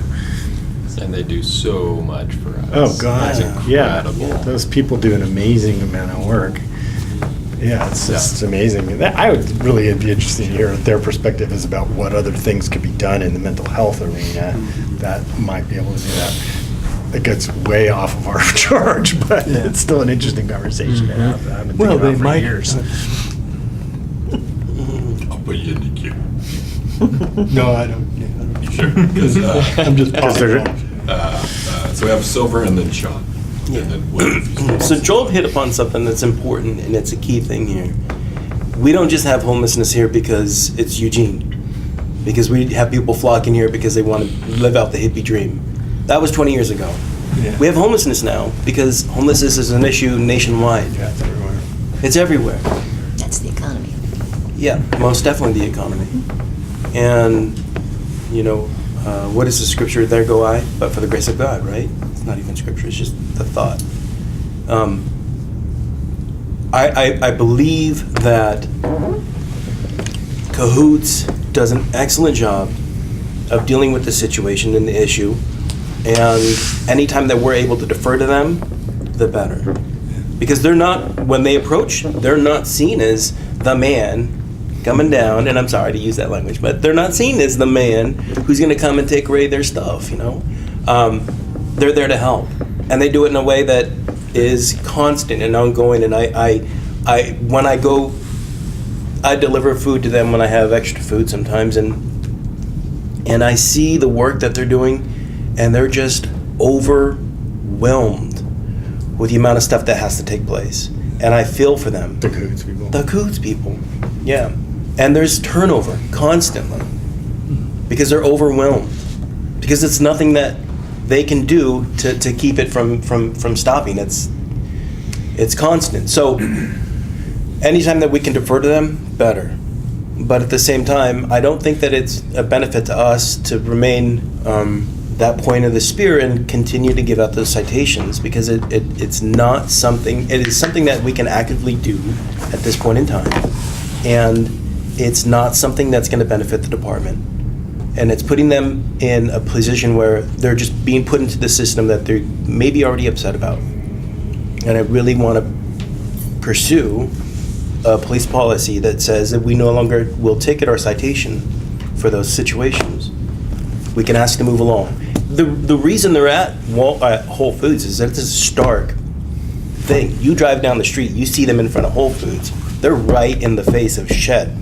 Oh, yeah, it's a protest camp. Yeah, it's definitely a protest. I was there with Occupy. We were there to protest. It was a protest. It's not going to benefit us to ticket them. So I have Sean, and then maybe Will. One of the major themes that I am seeing throughout all of this is the necessity of communication. From us to from the police to the homeowners, about what the processes actually are, from the homeless to us about how they feel we're being unfair, and it seems like an awful big burden to put on the 12 of us or so and a public information officer. I think we do a good job. We have this initiative with reaching out to communities, but I'd like to examine other ways we can increase those lines of communication. Okay. Will? Yeah. I was going to say that I'd be interested to hear what Cahoots people say about police officers. And I think it'd be really positive from my limited experience of being on ride-alongs when we were with Cahoots. The other thing I want to say is that regarding your comment is, although I see the point, I don't think we could ever want to be in favor of unequal application of law. Like, if I'm going to get a citation for something, anybody ought to be able to get a citation, even if, in a particular case, I don't think law officers can make the judgment, it is kind of pointless, I won't do it, on a trespassing case or whatever. but as a commission, we can put it forward as a policy. No, I don't think we could. As a policy, let's have unequal application of the law? No, It might be challenging. I don't think we Well, could do okay, that. it's not- This is attorney. Yeah, Yeah. he has his right to his opinion, just like everybody else, and Yeah, right, you can't put it down. So, and this is what we will have future discussions about. So, anybody have anything else? So, I just kind of recap so that when we start to look at in the next few months about setting things up for us to talk about. So what I have is I have the car camping, trespass, camping ordinance process, and also kind of that may be where we look to start with Lieutenant Mason. Look at the property held by police, the time frame, what that needs to be, metrics on effectiveness of the solutions that we have. Look at Cahoots, their role versus the police's role, And then also look at our communication, our outreach when we do come to some, if we do come to some changes or to some things to do that. So does that sound like a good place to start? Terry, you have a comment? Yeah, I was just going to say, this contact list in the back and our visiting the various neighborhood associations, I would feel better about going to those meetings. Before, it was always, we're going to tell you what the police commission does, and here's what the police commission does. If we say we'd like to attend your meetings to let you know what the police commission is doing and also discuss your issues with homelessness in this neighborhood, you would get people much more interested in having you come to those meetings and maybe advertising it to their members that at this meeting, this will be the time when you can discuss those feelings. And then if we do that after we have formulated these policies, then we'll actually have something and a way to disseminate some information, That's a great idea. possibly. Could we add a discussion about the possibility of not giving citations for trespass? Oh, I'm sorry, that was meant to be, I have it written down, I just didn't say ticket or citation for homelessness. That was Yeah. under the camping ordinance process. Right. Sorry, I did have that down. If we could actually see what the guidelines are for issuing those citations, and maybe that we can kind of make a decision as to if it is something, Will, to your point, if it is something that, we can say it's not. Yeah, no, we will do that. Something with Yeah, no, so- I'm Lieutenant sorry. Mason. It was on my notes, I just did not Okay. move across. Okay, It's a little radical. so, Joel, you have another comment? Yeah, this may be for a retreat, but as I was mentioning earlier, it'd be good for us to do a relationship assessment. But as it comes to this particular issue, whether agencies or entities or whatever it may be. What do you mean? Just like an inventory of what bodies we are on, or not on, which ones we could possibly be on as a commission, or, for the folks who are at this table that are, maybe already participate.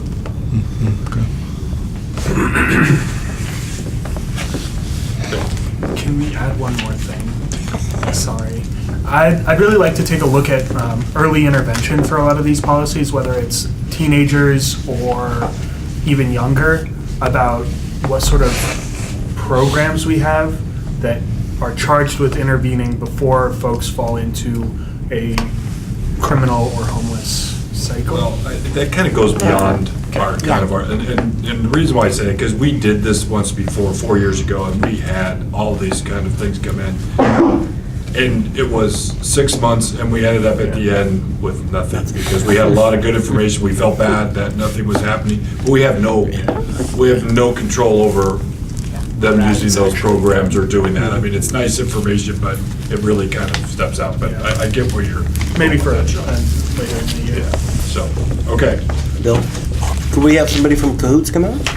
Yeah, that was my was what I thought, did. is that the Cahoots person, I was just at a meeting a couple weeks ago where one of them came out and actually kind of gave they call it a training, where it talks about how they do their work and how they approach people, how they do that. It was really interesting, because it's so much different about a lot of things that they have to do to keep that de-escalation, even from themselves. I mean, it's just a lot of people that they have to deal with don't like anybody coming up and telling them or talking to them. So it was really interesting.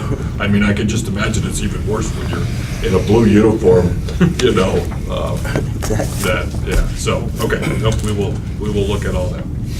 Perfect. With that, we will move on to cell phones. Speaking of. Going down. As long as you're not driving. Kyle, I sent you It's a that short forwarded you- I saw that. Okay, so you can send it to the Yeah. commission, the chief's response. Council's elected. Yeah, I appreciate that. So the department issued cell phones policy, and again, this is 2 months in a row now, I've sent you guys kind of incomplete versions of things, so I apologize for that. I don't know what I was thinking. We were kind of in a rush trying to get this packet pushed out before Jeremy got off, was out of the building. And so what I didn't include is the original version of what this was, and this policy dates back to 2003 for the original version of it, or the one that we're still working on. And as you can imagine, things have changed a lot such as the section in the current policy. Cellular phones are intended to supplement rather than replace landline telephones, police radios, and mobile data computers. You should use a cellular phone to contact individuals only when landline telephones, radios, and MDCs are unavailable or impractical. So that's. We're gonna keep that part. I think you should keep that in. Just like bold it, put in italics. Yeah, if we go back a little further, it might say rotary landline telephones. And so really, this isn't a policy that we have. We don't have problems with our phones or people's use of work-related equipment when it comes to phones. The area that we have issues is when officers are talking on them when they're driving their cars. That's where IA comes up with complaints. That's where we wind up with some crashes here and there between phones, and actually crashes are more the computer. The computer in the car, that we get an occasional fender bender, typically with an officer that's glanced down at a new call detail and didn't realize the car in front of them stopped. That's all it takes. And so rather than trying to make this into an all-encompassing, trying to think of any potential and a big list of what you can and can't, I mostly just tried to pare down and simplify where it is that we have issues with phones and make sure that the new law is incorporated in it. And while we really can't prohibit officers from talking on their phones in their cars because the nature of what we do, we unfortunately, our cell phones are a pretty significant piece of the way that we communicate these days. We can incorporate the ORS while also adding some language in there to show that we have an expectation and we have a duty to pull over and to be careful and extra cautious when we can. And so that was the goal here. Some of the other sections here that I cut out: cellular phone transmissions can be monitored. If a secure form of communication is needed, you should use a landline telephone.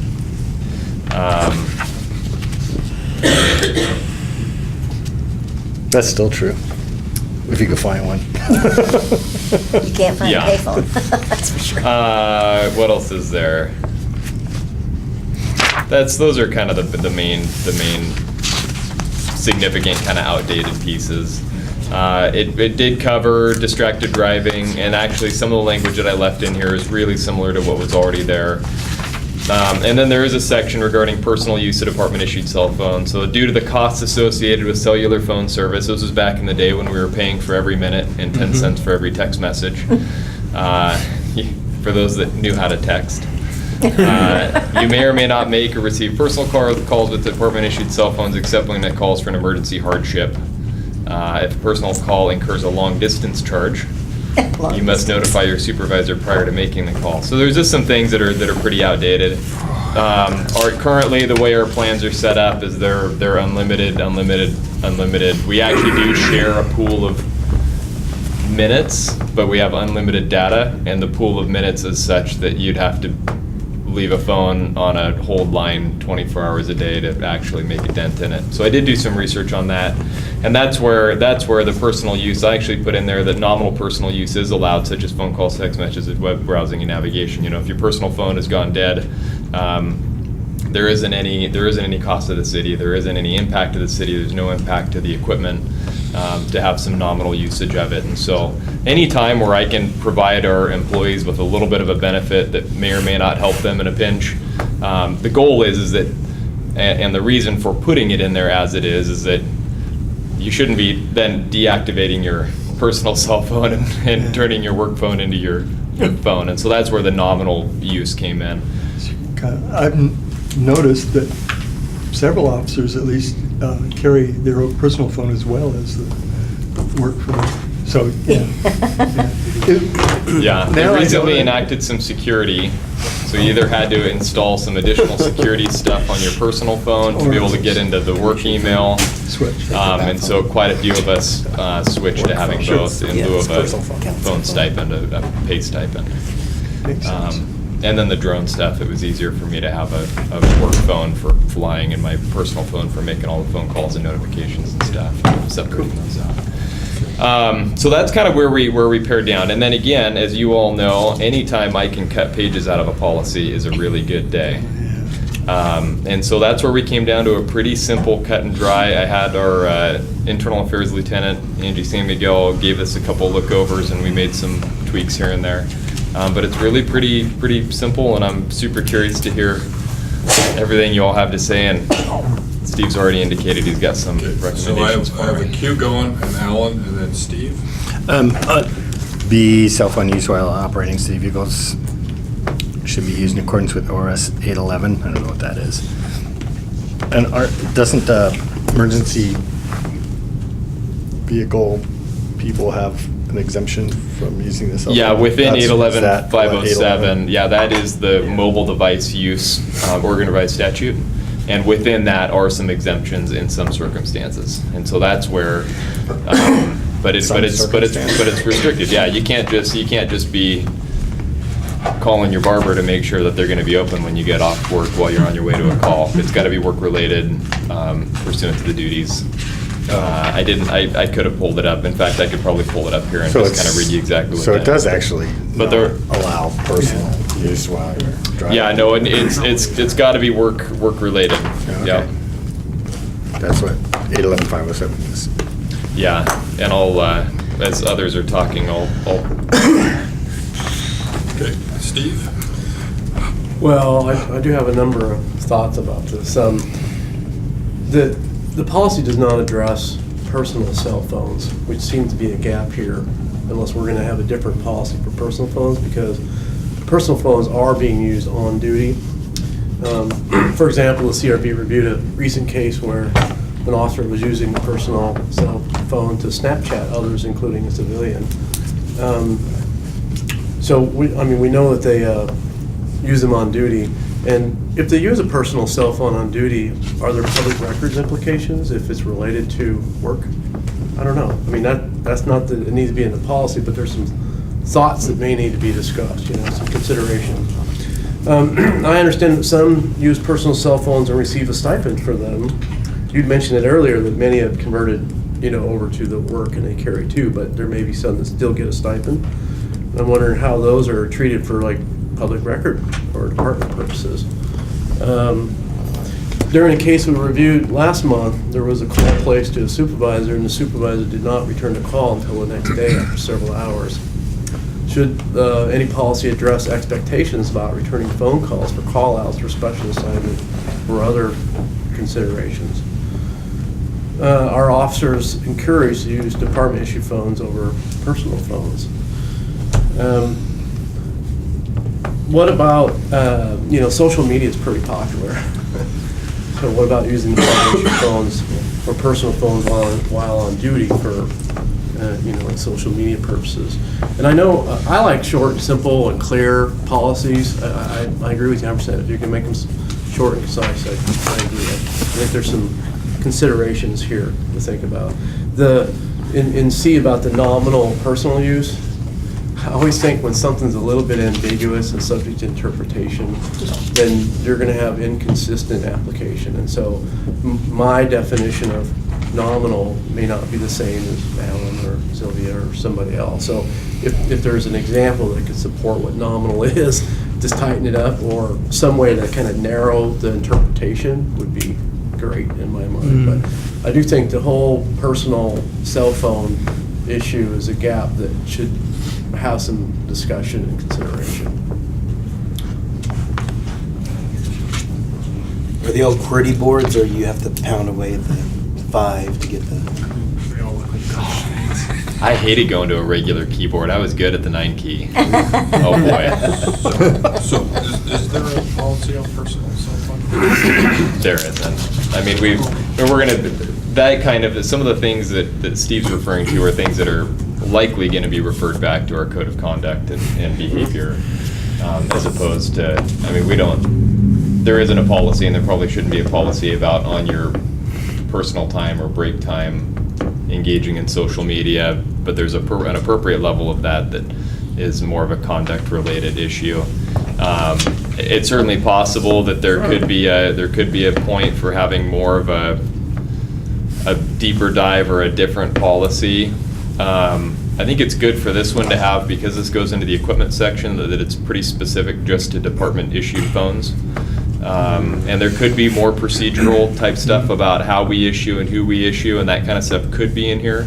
But that's left with some of our professional staff in their procedures, and it really just hasn't come up or been much of a problem. And so I hate to dive in and try to build that out into this, where creating something where there isn't a need from what I have seen. But yeah, I see what you're saying, Steve, and I wonder if there could be a place for a separate policy that maybe addresses that more. But I really kind of think that's a code of conduct thing, and maybe there's a place in the code of conduct where there is some tweaking to be done in order to kind of address that more specifically. If there was trouble figuring out how to address that. If there wasn't a clear answer in there already. It seems like those cases or those instances that you're bringing up are more code of conduct, because that could be any number of things that those behaviors were, or those things in the way that they occurred. Could have had a number of different devices that were utilized or employed. Speaking in code enough to try to get my point across. So I have Sean and then Joel. Well, you just answered my first one, which was why don't we just eliminate the department issued part at the front and just have this apply to cell phones in general, if it's specifically about our equipment. And then the other one was in B2. Can we just have while driving period instead of while driving city vehicles, since it's a should statement anyway? Well, we can't dictate What they do. we in can't their dictate time. people's what they do on their personal time. We do care about it being in city But vehicles. it's with department issued equipment. Yeah, but you could be using your, so, Well, since it's the department's cell phone, if they're using it on their personal time, you can still say, don't do so while driving. so I would say that refers back to 1. Cell phones should be used in accordance with ORS 811-507. And I can read what that actually specifically says here, and that is, it is an affirmative defense to a prosecution of a person under this section that the person was driving an ambulance or emergency vehicle while acting within the scope of the person's employment, and was a police officer, firefighter, or emergency medical services provider, and was acting within the scope of the person's employment. So Within the scope. currently B2 refers to the same thing as B1. Yeah, it's basically just a very clear statement that we recognize that there's a hazard, and you need to be really careful and avoid it if you can. And I thought about just deleting it, but I think there's something about having that language there and making it crystal clear so people don't have to dig into 811-507 I was to trying to find what that expand the means. scope of it, I guess, a little bit. Yeah, yeah. Joel? Those city issued phones, what do they look like? Are they just iPhone? iPhone 6. Okay, they're just S, okay iPhones. yeah. Do you all, when you're making calls pulled over, you just pick them up and use them, or do you have somewhere where you place them inside the vehicle? That depends on the vehicle. The vehicle committee, which I'm on also, we have debated a number of times about trying to install some sort of cell phone mount, but everybody uses a different something. And so it's hard to find, I mean, the idea of something that would be universal enough for everyone Sure. Is difficult. And then we're all super particular. Do you put it on the left side, the right side, down low, up high? And so that seemed like kind of a difficult thing. The cars should all now, or should soon, all have Bluetooth capability. But that adds a complexity that our officers are oftentimes having to switch around. So as a sergeant, I had a car that was typically assigned to me, and my phone was paired to it, and I used it. But if that car is broken, and then you're switching, and then you're having to move your gear, relog back into the systems, get everything pulled up, you already have a 45-minute process of going in, finding a car, repacking stuff. It can be difficult to then resync yourself to everyone. And then when somebody else gets in that car and you're sitting in your office upstairs and the car turns on, then your phone links to the car that's down the parking lot, which I can tell you from experience, I've had happen. So while it works a lot, and we certainly encourage employees to use the Bluetooth systems, especially the detectives, where they have assigned cars, and so the vehicles that have that. There are many that do use it, and I think as time goes on, it's something that will become more and more accustomed. But there is an issue that some of our older vehicles may or may not have the systems in place. And then that problem with playing round robin with the cars, it's one more thing that can just be difficult to get everybody in on. I bring it up just because I have concern about this last sentence. It said, should avoid the use of cell phones while driving the vehicles. I mean, I know you got to use the cell phone, right? Which is why I mentioned, do you have a mount? Do you have these things? Or is there a more permanent fix that we can have? Where maybe folks are messing with their phone, but at least it's mounted and they aren't sitting. And I've had the experience myself pulling up to a light. I look over, I had an officer and he's, ticking away at his cell phone in his lap. And I'm like, come on, man. But just something, I don't want to get into it, but that's something to consider is like, can we have a more permanent fix for the issue of you all getting phone calls or the chief getting emails, rage emails from folks being like, we saw an officer texting in his lap at a red light, right? So just wanted to bring that up. Yeah. Yeah, and I would just bring everybody's attention to the should language isn't a we hope you will. Should is you will unless you have a pretty darn good reason. We recognize that there are reasons why you might not, and so it's that firm middle ground statement where it's not we hope or you should consider. It is you should do this, and so it's not quite as firm as a shall, but it is really if somebody is doing it and they get called out on it, they better have a good explanation for it. And so I know sometimes we can have different perceptions about what that word implies or what that means. And for our policy statements, that's a pretty firm stop there, and is one that can be utilized to hold people accountable. Sure, appreciate it. And we do. And we get those calls, and we look at who was driving, and we follow up, and honestly, I have not seen too many of those coming in, and that's my unofficial response. Sure. But it doesn't seem like I've been seeing or hearing about a lot of those driving complaints. Like we certainly kind of ramped up, and then it kind of seems like the last year or two that's just has faded out a little bit. So hopefully we're getting better at being better about it, more cognizant of it. Anybody have anything else? Or would anybody like to make a motion, this policy, or we want to have it to come back? You guys will have to tell me. Well, I think the two things that Steve brought up were the most relevant ones, which to the conversation, which is use of personal cell phones and social media. So the resolution of where you're going to put that, whether either in the code of conduct or here. Would that count as web browsing? Maybe. Yeah. I don't know. Web browsing means like on Google, but not on Facebook to me, but. And with the confidentiality, if your entire Facebook is open to investigation now because you were using it while you were on the job.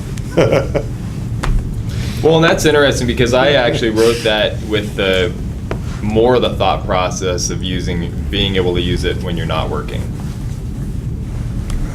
Because I carry my work phone. My work phone goes with me everywhere because it's my access to email and potentially responding to calls or issues that come up. And so it's interesting to get, and that's where we get you guys help kind of see a different angle on it. Yeah, his was really about using your personal cell phone while you're in the car, in the city vehicle. That's really different. That's different than C here. Well, I think the answer to that would be, and I can take that back and discuss with the IA group about how those incidents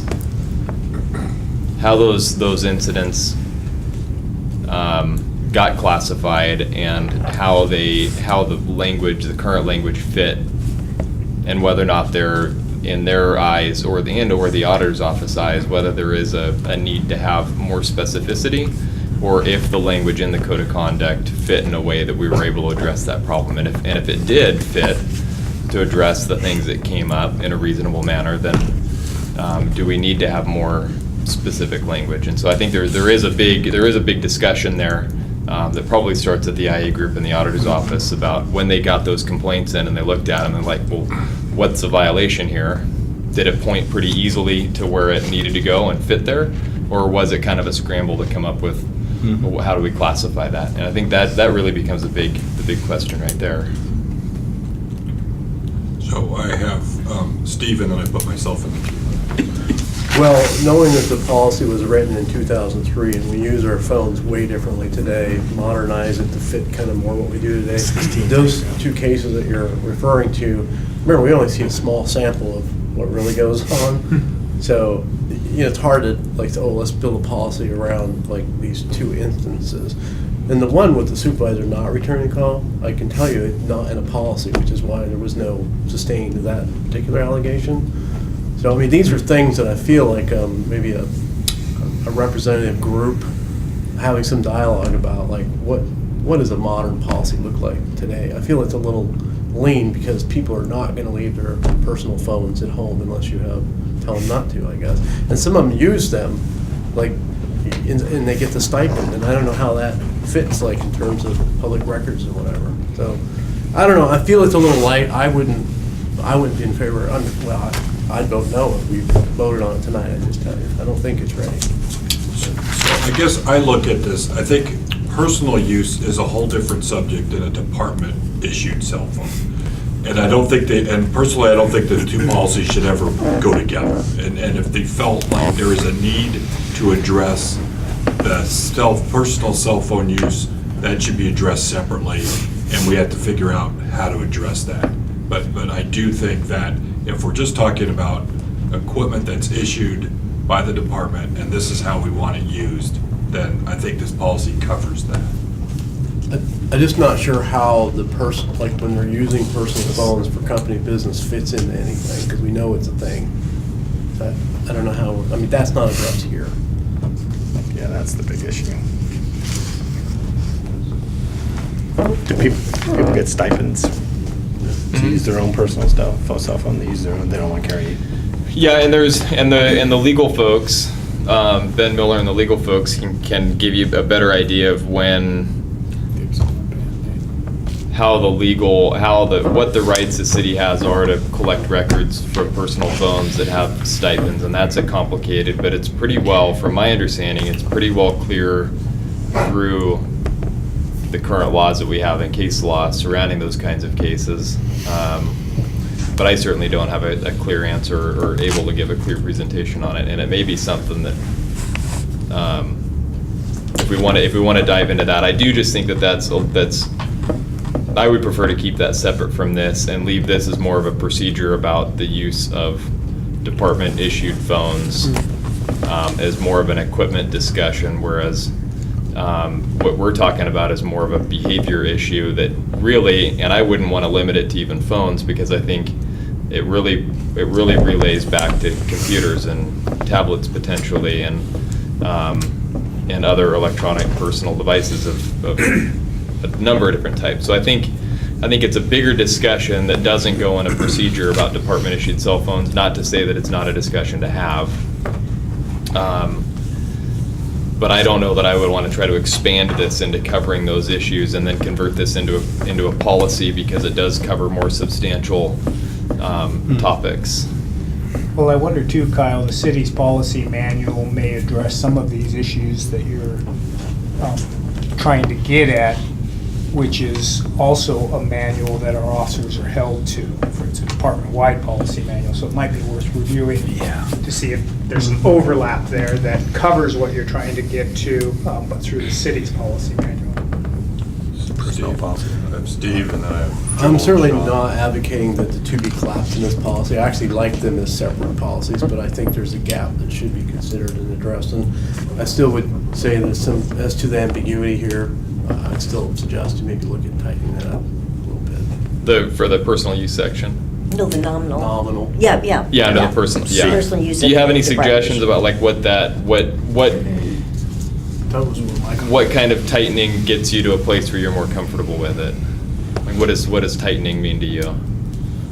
Just help kind of help get me a little I'd be closer happy to track to for. noodle on it and send you an email or something. Okay. I just think there are probably some words we can use to just Yeah. narrow it a little, and even Yeah. if it's an example, for example or something, but something Yeah. just to Okay. trigger. Yeah, and my goal is you're in a place where you personally have a service that has terrible service somewhere, and your work phone is working, that you can make a couple of phone calls with it, that you're on a trip and you can use your work phone for the navigation so that your personal phone's not burning up power, whatever, to leave it available for once you get to where you're going. Little stuff like that. So that's the goal. And maybe it's just a matter of plugging in some examples like that. It's just hard to know how far to take that to get to the point where the commission's comfortable with what that means. So that was my intent. And yeah, if you want to chew on it just a little bit and kind of guide me a little bit on that, on where you think, and just shoot me an email, that'd be perfect. Okay. So only spend a nominal amount of time on it. So we have Joel and then Sean. Do you have a sense of how many officers have two phones versus the one phone, and they have? Stipend. Well, They the have a stipend? vast majority, because patrol officers, EPA folks are not allowed to get a stipend still. You know, there are some detectives, I believe, who get a stipend, but it's primarily exempt employees, so supervisors and And above. I would so. And then even a lot of us have switched to the dual phones now. So Yeah. it can't be very many. I have a stipend, I have one phone, Yeah, my same. phone, Yeah, my that's personal why. phone. There was an issue, we were trying to go to this MDM server, and there were some issues with what kind of personal apps you could have a phone that would run through this MDM. Above Well, and my you can't- technology understanding, but When you can't copy and paste or screenshot out of email, so there were some limitations that it puts on your phone that I didn't want to have. Okay. Those limitations on my phone, being able to screenshot and then send something, it doesn't allow you to do that, so. But I think it's fair to say that I don't even know what the number of phones, I'll just throw 200, it might be a little more than that, maybe 10 to 15% of people are getting a stipend, the rest of them would have The two a personal phones. phone and a city issue phone. Okay. That's a guess, but I think it's probably ballpark. Sean? I was just going to comment that we might just be able to remove nominal. Just say it's allowed. The only purpose for nominal was to reduce the idea that somebody could get in there and think, well, I can just get rid of my personal phone and just use my work phone. And I don't even know that there'd be anything wrong with that, except that we do have, our plans are evolving, and we do have a limited amount of minutes, kind of. And so I don't know that we want to get into a position where we're allowing, because that gets into all other questions about, well, then if you damage it, are you buying the city a phone? I don't know. It just opens the door to other stuff. Steve? All right, last thought on that is, I can see, like there's a criminal matter, and you're using your work phone for private phone, and somebody wants to do discovery of that phone. Yeah. Oh, well, it happens, and that's one of They're the, getting into your personal stuff. It'd just be bad form to even use your business phone for personal stuff, some of the stuff you do. I wouldn't do it, but. I know, but, I mean, it If they're just allowed. creates, like you say, new challenges, Everything's a public record. and yet at the same time, even though I've got a work phone, I still use my personal phone for lots of my work phone calls, because I've got all my contacts in here. It's the phone number that everybody has known to get a hold of me at for the last 19 years. Yeah, me too. And so making a switch then, so the reality is that if something big and bad happens and I'm involved in it, it doesn't matter what phone I have, it could be discoverable and it could be pulled in, and it's just sort of the risk of the business, which is why you just make sure there's nothing inappropriate on it. You have to have a burner You just phone. don't engage in inappropriate behavior, which that's a really easy one, right? That's easier said than. We're so good, as humans, we're all so good at just doing the right thing all the time. I don't know that person. All right, so we're getting close to the end of time. Anybody have anything else? So it sounds like we want to hold this off for another month and then bring it back to look at it again. Yeah, just one final comment. I don't think it necessarily, the personal use and the stipend issues can be over here, and this could be more discreet. That would be fine, as long as they're dealt with. I think that's the point, So somewhere. All right, so we'll try to kind of research a little bit between now and next month and come back if some of this is handled somewhere else. Okay? Perfect. With that, I will turn it over to Scott with his community outreach update. Right, so we had two commissioners, right, that attended meetings, so thank you, Silver. Yeah. Jennifer also attended one, and so if there's anybody else that's attended a neighborhood association, if you just let me know. And Steve, you said? No? No one else?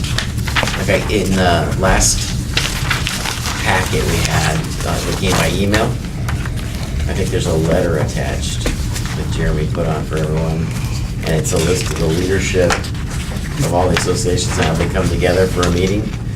If someone can make contact or volunteer to do that, that'd be great. And if I don't hear anything, I'll try to do it myself, but that'd be a great way to reach out to a lot of the leadership of all the associations at one time. Oh, are you talking about the Neighborhood Leadership Council? That's it. Yeah, NLCS. LULAC is not active at this point. I'm sorry.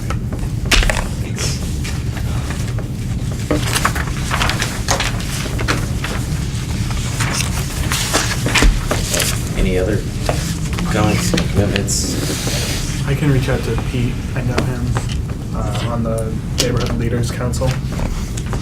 See what should come.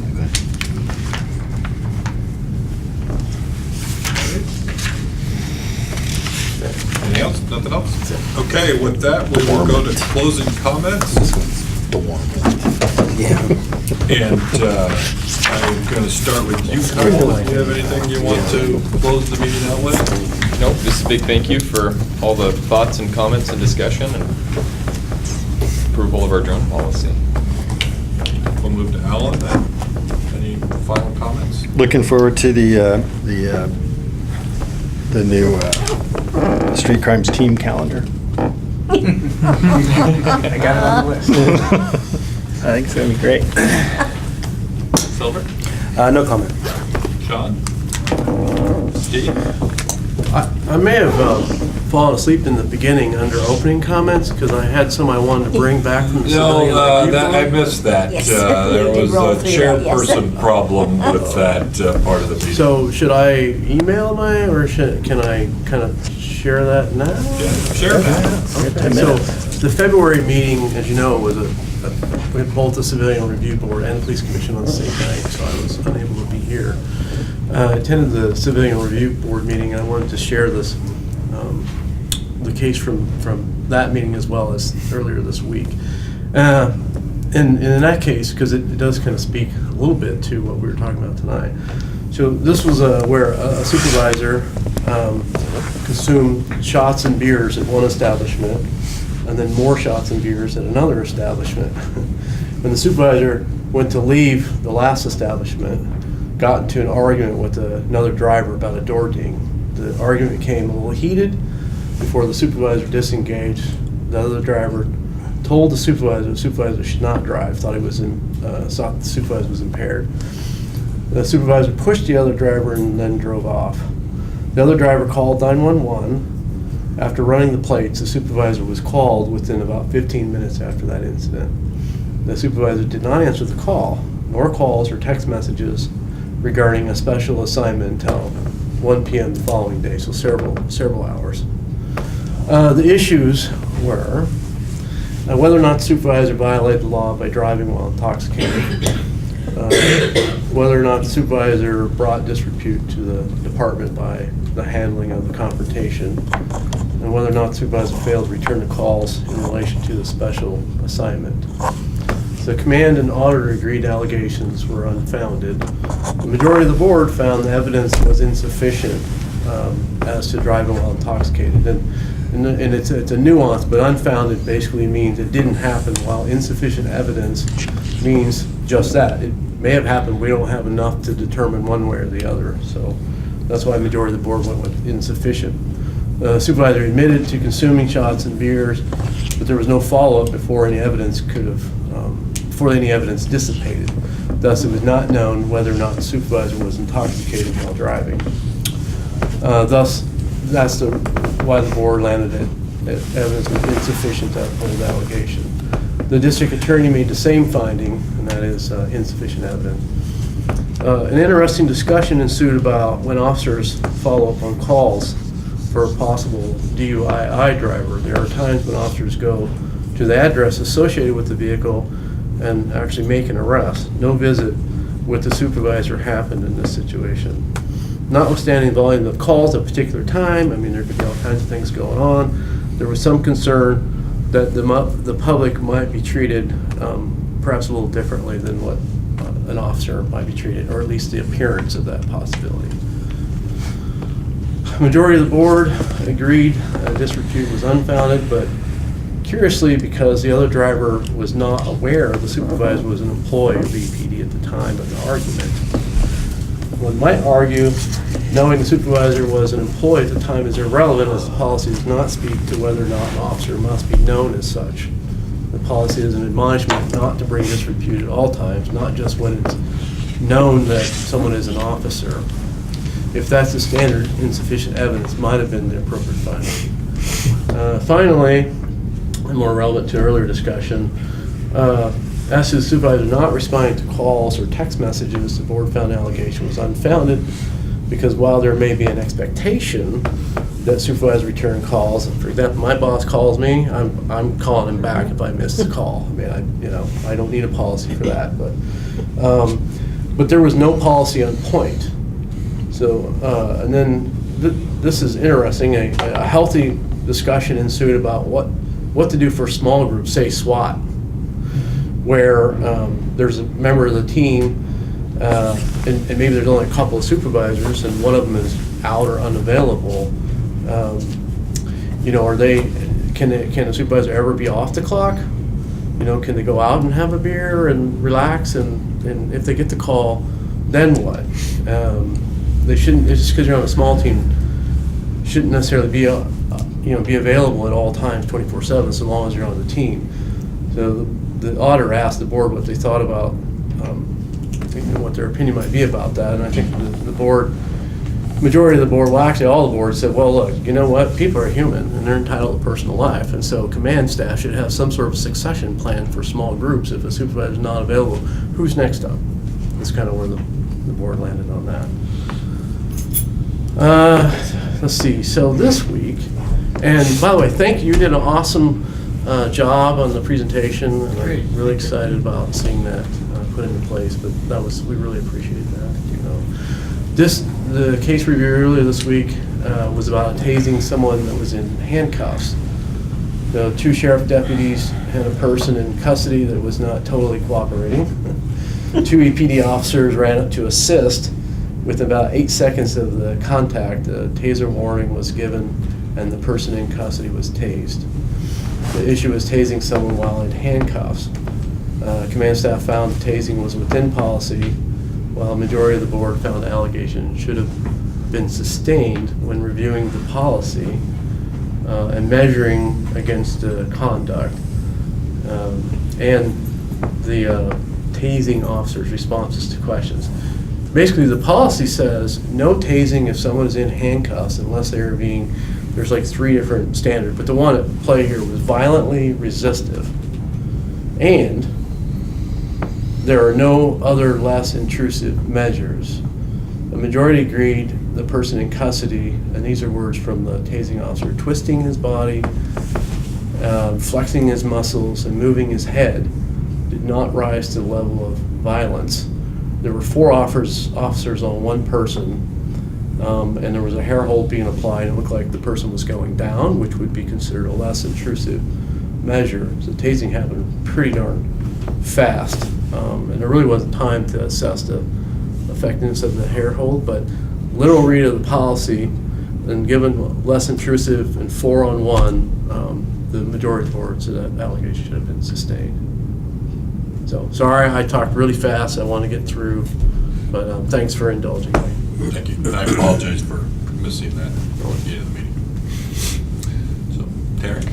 I just wanted to say, and I'll say really quickly, that I went to the council meeting on Monday night to see them present the accreditation, and I was very impressed because I would not have known, except that the man whose position you can't remember, neither can I, he explained the whole process and what it takes and how he gave the numbers of how few departments in the state, how many departments there are, how many have it, and then it's something that you invite to happen to you. So, it really made me very proud of the department, and it was things I didn't know, it's very impressive.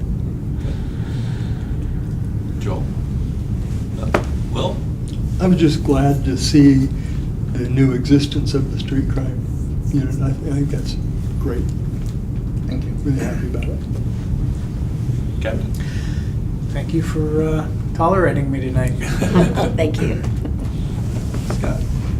I just thought it was really interesting, there was an article that I read today about the patrol car that was taken on a trip here, and how the road was blocked off so they could use the 3D scanner in the drone. Oh, yeah. And it was just on the tail end of the meeting, knowing what that meant now, I was thankful for the presentation and how impressed I was with you guys sharing that technology. That was spot on. Yeah, the same reaction to that. I know what that is.